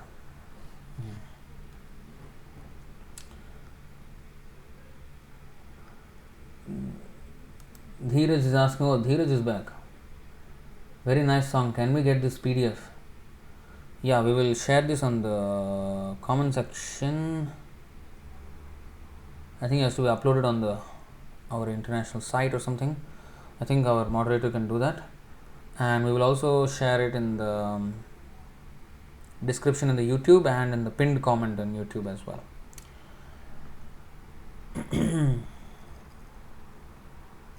Himanshu, maybe could we do half in another session if less time is left, Prabhu? Well, we have done it all. Lynn Mataji is here. Oh, nice. She's actually in Thailand, I guess. I like that you inject humor into these talks. Don't know about that, but Tattvadarshan episode, the data privacy policy of God. There's no privacy. Spoiler alert.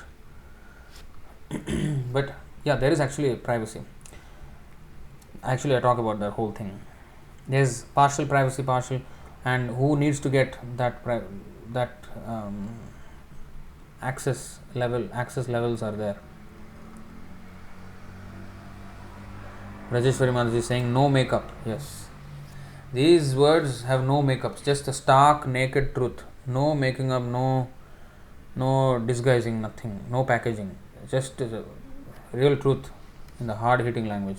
No makeup.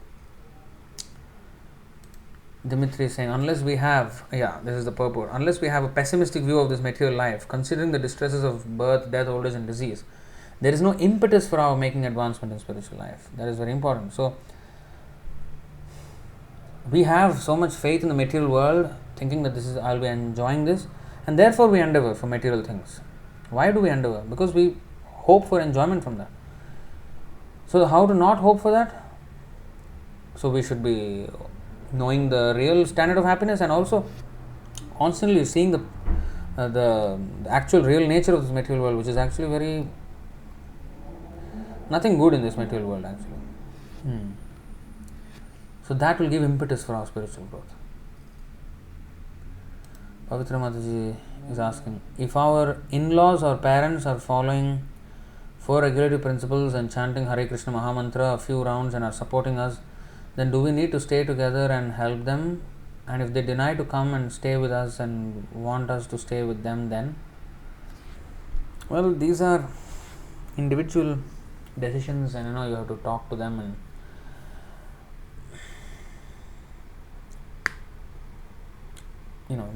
each, everybody has their own mentality, but each situation is different.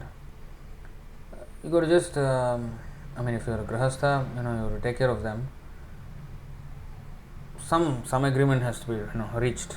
Either you go there or they come here or whatever.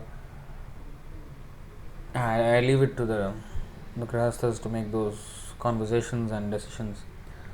But whatever it is, one must not stop preaching. Of course, if one has a preaching service set up at a certain place, and of course he cannot go back to his parents, then somehow they have to be convinced to come to them, something like that. But they are attached to their place. Janani Janmabhumi Swargatapi Gariyasi, it is said. One's own place of birth and one's own mother and all this family is more pleasurable than heaven. One is not wanting to go to heaven, but he wants to stay where he is. So they may want to stay there because of their attachment of their place. So, but if they want help, maybe they have to move out, or I don't know, or maybe you have to move there and start preaching there. I will leave it. This is very fluid. It's a very individual thing. So Dimitri, it reminds me of 767. Yes, in the tender age of childhood. Yes, we have seen that. So this verse is actually a gem of a verse. It's so good. This Radhika Sakhi Mataji shared this, especially the 83, hoping that in this birth you would turn to me. I danced as a fool, Krishna is saying. This is so bad. We have been there. How much pain we have given to Krishna. And millions and trillions of such souls.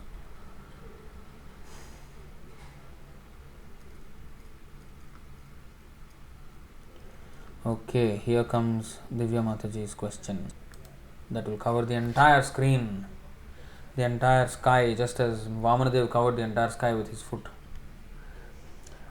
Prabhuji, I would like to share an incident that has happened here in Tirupati related to Shankaracharya's followers. Every month, Kanchi Peethadipati conducts Parvati Homam for unmarried people and for the other benefits of society, along with Annadanam at the end.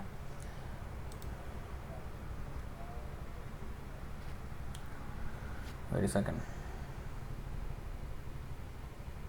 Each month only one community people have to attend. I was compelled to attend that ceremony. I sat at the front row remembering Durga Ma as Krishna's sister, and starting from beginning of the sacrifice till the end, chanting Hare Krishna Mahamantra loudly. In between the ceremony, Pujari had to go to other puja hall, so they asked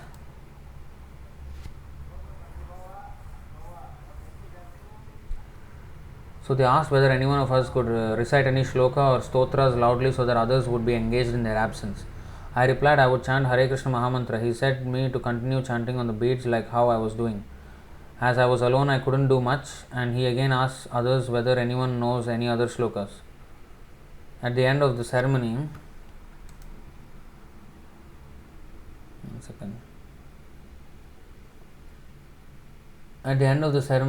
current Shankaracharya arrived and they all chanted loudly Govindaṁ, Bhaja Govindaṁ, only for the conclusion purpose. I had to eat the prasadam too, thinking it from Lord Shiva, who is a great Vaishnava himself. I had accepted. I don't know whether I was right or wrong. Prabhuji, here I have a doubt. There are so many Lord Shiva temples.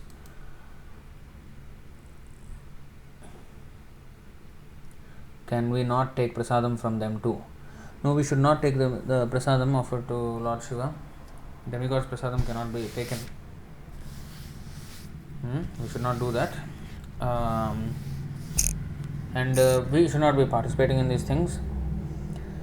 They are just doing namesake things, yajnas. So, real yajna is actually the chanting, and one must just be with the devotees. These people, you can't really mix with them. It's like oil and water. People have their own flavor of understanding. You preach to them. So this, if they do this kind of things, I mean, what is Shankaracharya do? Peethadipati, what is doing? Huh? Is that the real purpose of life? These things are all, karmakanda nonsense. For devotees, of course, there is a process. It is a Vedic process.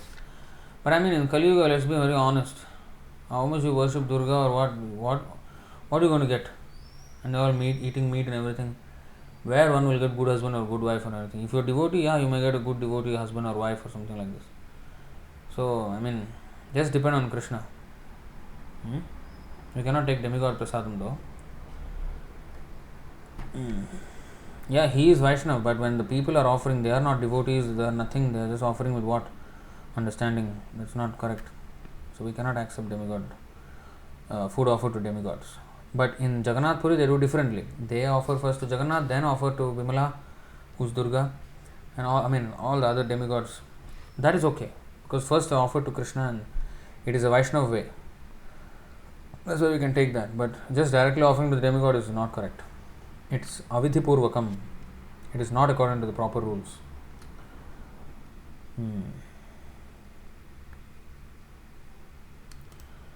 So he is saying Subala Prabhu must not offer prasadam, he must offer bhoga, which becomes prasadam if Krishna accepts the offering. Yes, I mean, sometimes even Prabhupada also sometimes used the word prasadam, offer prasadam, although he meant bhoga, and it becomes prasadam. Of course, we understand what Subala Prabhu meant.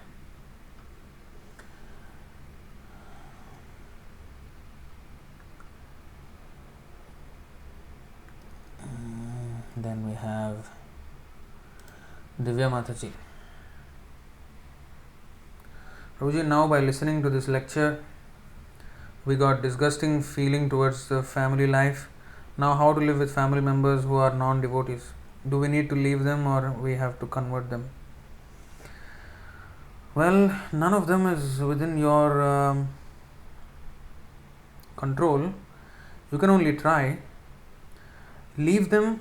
Well, Raghunath Das Goswami wanted to leave, but he could not. Every time he was captured and brought back. So, and you are moreover a woman. You can't even leave them like that. So you got to wait for your time and become strong with Krishna consciousness in the meantime. See, we are living with family is becoming. I mean, it's disgusting, right? After listening to this, but what about? He also spoke about our bodies. So we should be disgusted with our own body, so what? Commit suicide? No. We have to use the body in Krishna's service. Although it is disgusting and all, but it has a purpose. We can use it for self-realization. So, even with family, it's not that simply come out immediately like that. We can't anyway.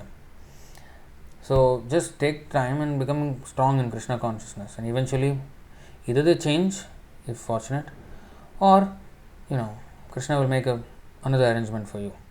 But whatever it is, but even if it is in Naraka, even if it is hell whole life, one must be devotee. That's it. If one is like that, then one must just be a devotee. Yes, it is difficult, of course, but now these classes are there for that purpose. Why we are streaming live, so that people who are stuck, they can take advantage of this. They can hide in their room and then they can listen to class from somewhere in the another country. So nobody will know. She has not gone anywhere. She is at home only. Yeah. So in that way, it is at least there is some respite. So let's take advantage of that.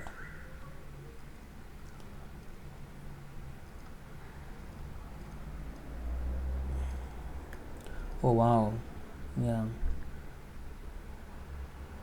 So Dimitri is actually sharing the word-to-word translation to this verse from Brihad Bhagavatamrita, where Krishna says, "For so long hope had me dancing like a fool, thinking perhaps in this lifetime or this or this or this, he will finally turn his face toward me.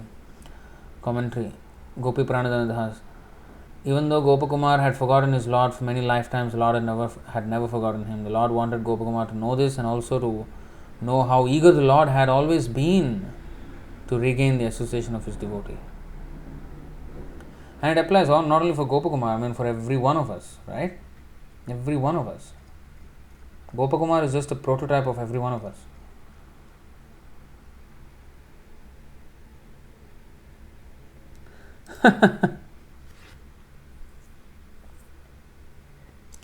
शिखा माता जी is saying, Prabhu lecture चलने तक ही मन विरक्त रहता है, क्या करें कि हमेशा भगवत भाव में डूबे रहें. So she's asking, only while lecture, the mind is, attracted to this renunciation and Krishna consciousness, but after that we get into worldly life. So how to always remain in Krishna consciousness and be detached from this world?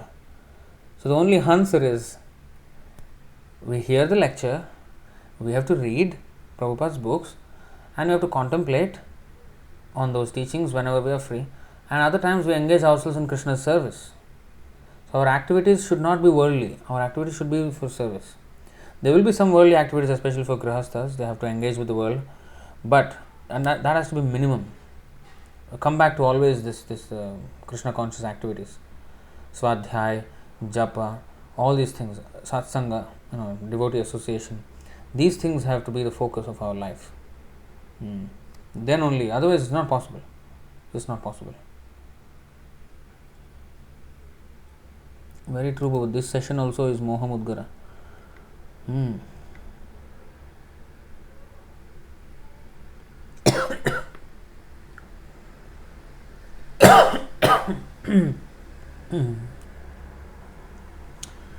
Hare. This is very nice verse. Subala Prabhu shared CC Madhya 17.176. So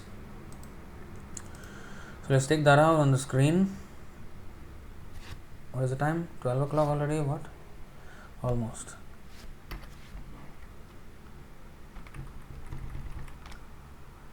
(17.176). I'm sorry for all of you who are. Wow, 14 of you are still here. Wow, I'm really. Adi. We need Madhya. What is this? CC Madhya 17.176. Definitely it's different. I think the number is wrong, maybe. Let's search the Sanskrit. Sprihayavat Pishachi. Okay, let's go.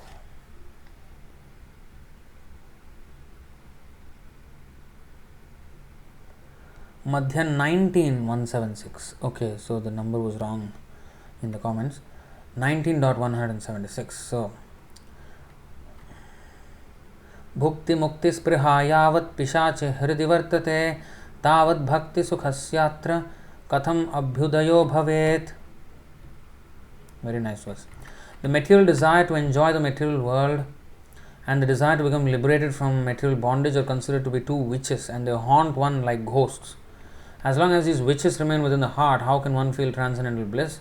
As long as these two witches remain in the heart, there is no possibility of enjoying the transcendental bliss of devotional service. Bhakti Rasamrita Sindhu. Beautiful. So, Shankaracharya was so hard on even the mokshakamis.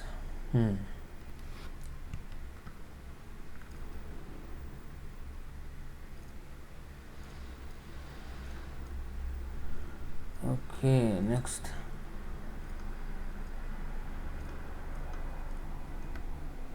3:14:26 purport.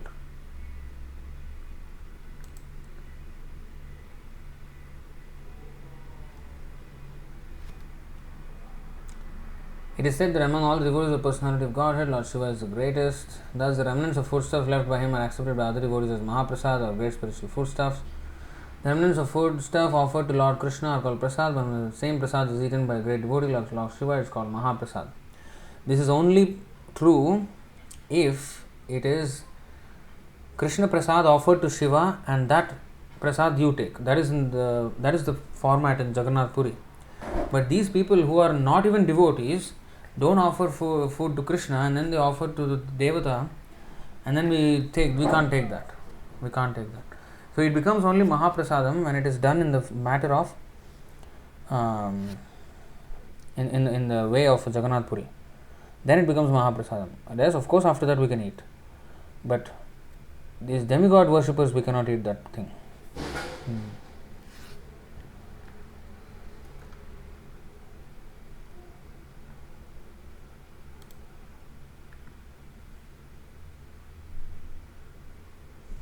Himanshu Prabhu is saying, Prabhu, from where we can read Brihad Bhagavatamrita? Will you cover it in future if possible? Well, let us finish Prabhupada's books first. I think a long way to go. We have a lot to study in Prabhupada's books itself. Brihad Bhagavatamrita, we will see. I mean, I don't know. I have no plans in the near future. I may read one day. I don't know when. But I want to first read Prabhupada's books properly. I haven't read them properly actually. I read them once, but you can dive to unlimited depths in Prabhupada's books. There are so many hidden gems everywhere throughout his books. So first I want to actually spend time in that. And also for classes also we have unlimited content to cover in among these. Of course this song is actually not by Prabhupada, but this is our philosophy nevertheless. This is a song class. So but otherwise we will read Prabhupada's books first. So alright, thank you all very much for your time and patience and for having sat through this whole thing. Thank you all very much. So we will meet again maybe Wednesday, I think, Bhagavad Gita class. So I think next week we should have AM. Monday, I think we should revive that.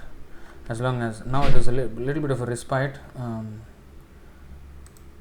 When it becomes busy again we have to get busy. But at least now I have some time. I want to use it, do some classes, and also maybe do some videos on my channel and other media content. And maybe I'm thinking of starting it's a Substack. I don't know if you know. It's basically like a blog and newsletter service combined. So I would just write articles there. It can be used in our magazine, in our website. It's just like another social media platform for me. I would just put out contents on these different social medias as much as possible. I need to do that now. I really feel bad when I don't do that. I feel very frustrated. So I'll try to put whatever I see, whatever I kind of notice or something, I'll just try to share it there. And also in video formats as well. So in different formats, in written format, in video format, in Instagram carousel format, or a Instagram guide format, Twitter thread format, Facebook post, share these things, and video format, and YouTube, and maybe a TikTok format. So I need to share a lot of things actually. Any updates of Prabhu's health? Dimitri is asking.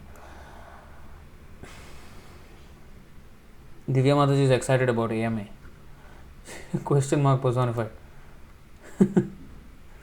So any updates of Prabhu's health? Dimitri Prabhu is asking. So actually I haven't updated on Prabhu's health. So he is actually discharged from the hospital. He is back in the temple for the last 3 or 4 days already now, and he is recovering.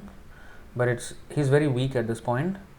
He can walk on his own now, and he is able to do bathing, and but with a little help. He needs some help still.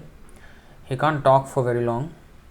He gets tired, and the sugar is like somewhere around fluctuating between 11 to 14 around there. So he needs to bring that down.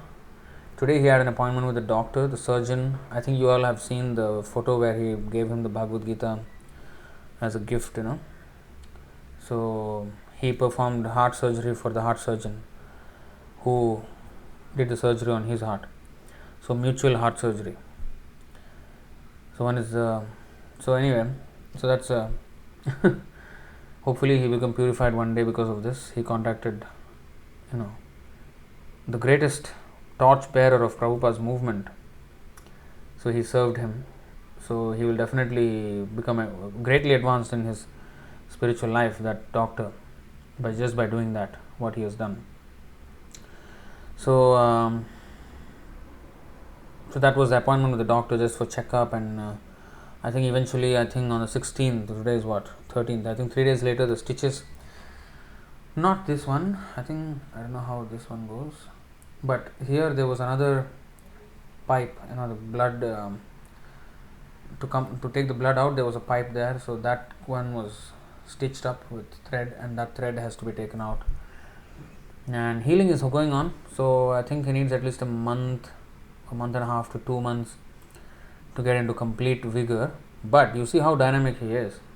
He said, do the Rath Yatra, of course not the big one in the stadium that we usually do, still those permits are not so easy to get, all the vaccination conditions and all these things, and maybe next year I think it should be open by then, Rath Yatra in the stadium, hopefully no other variant and nonsense comes.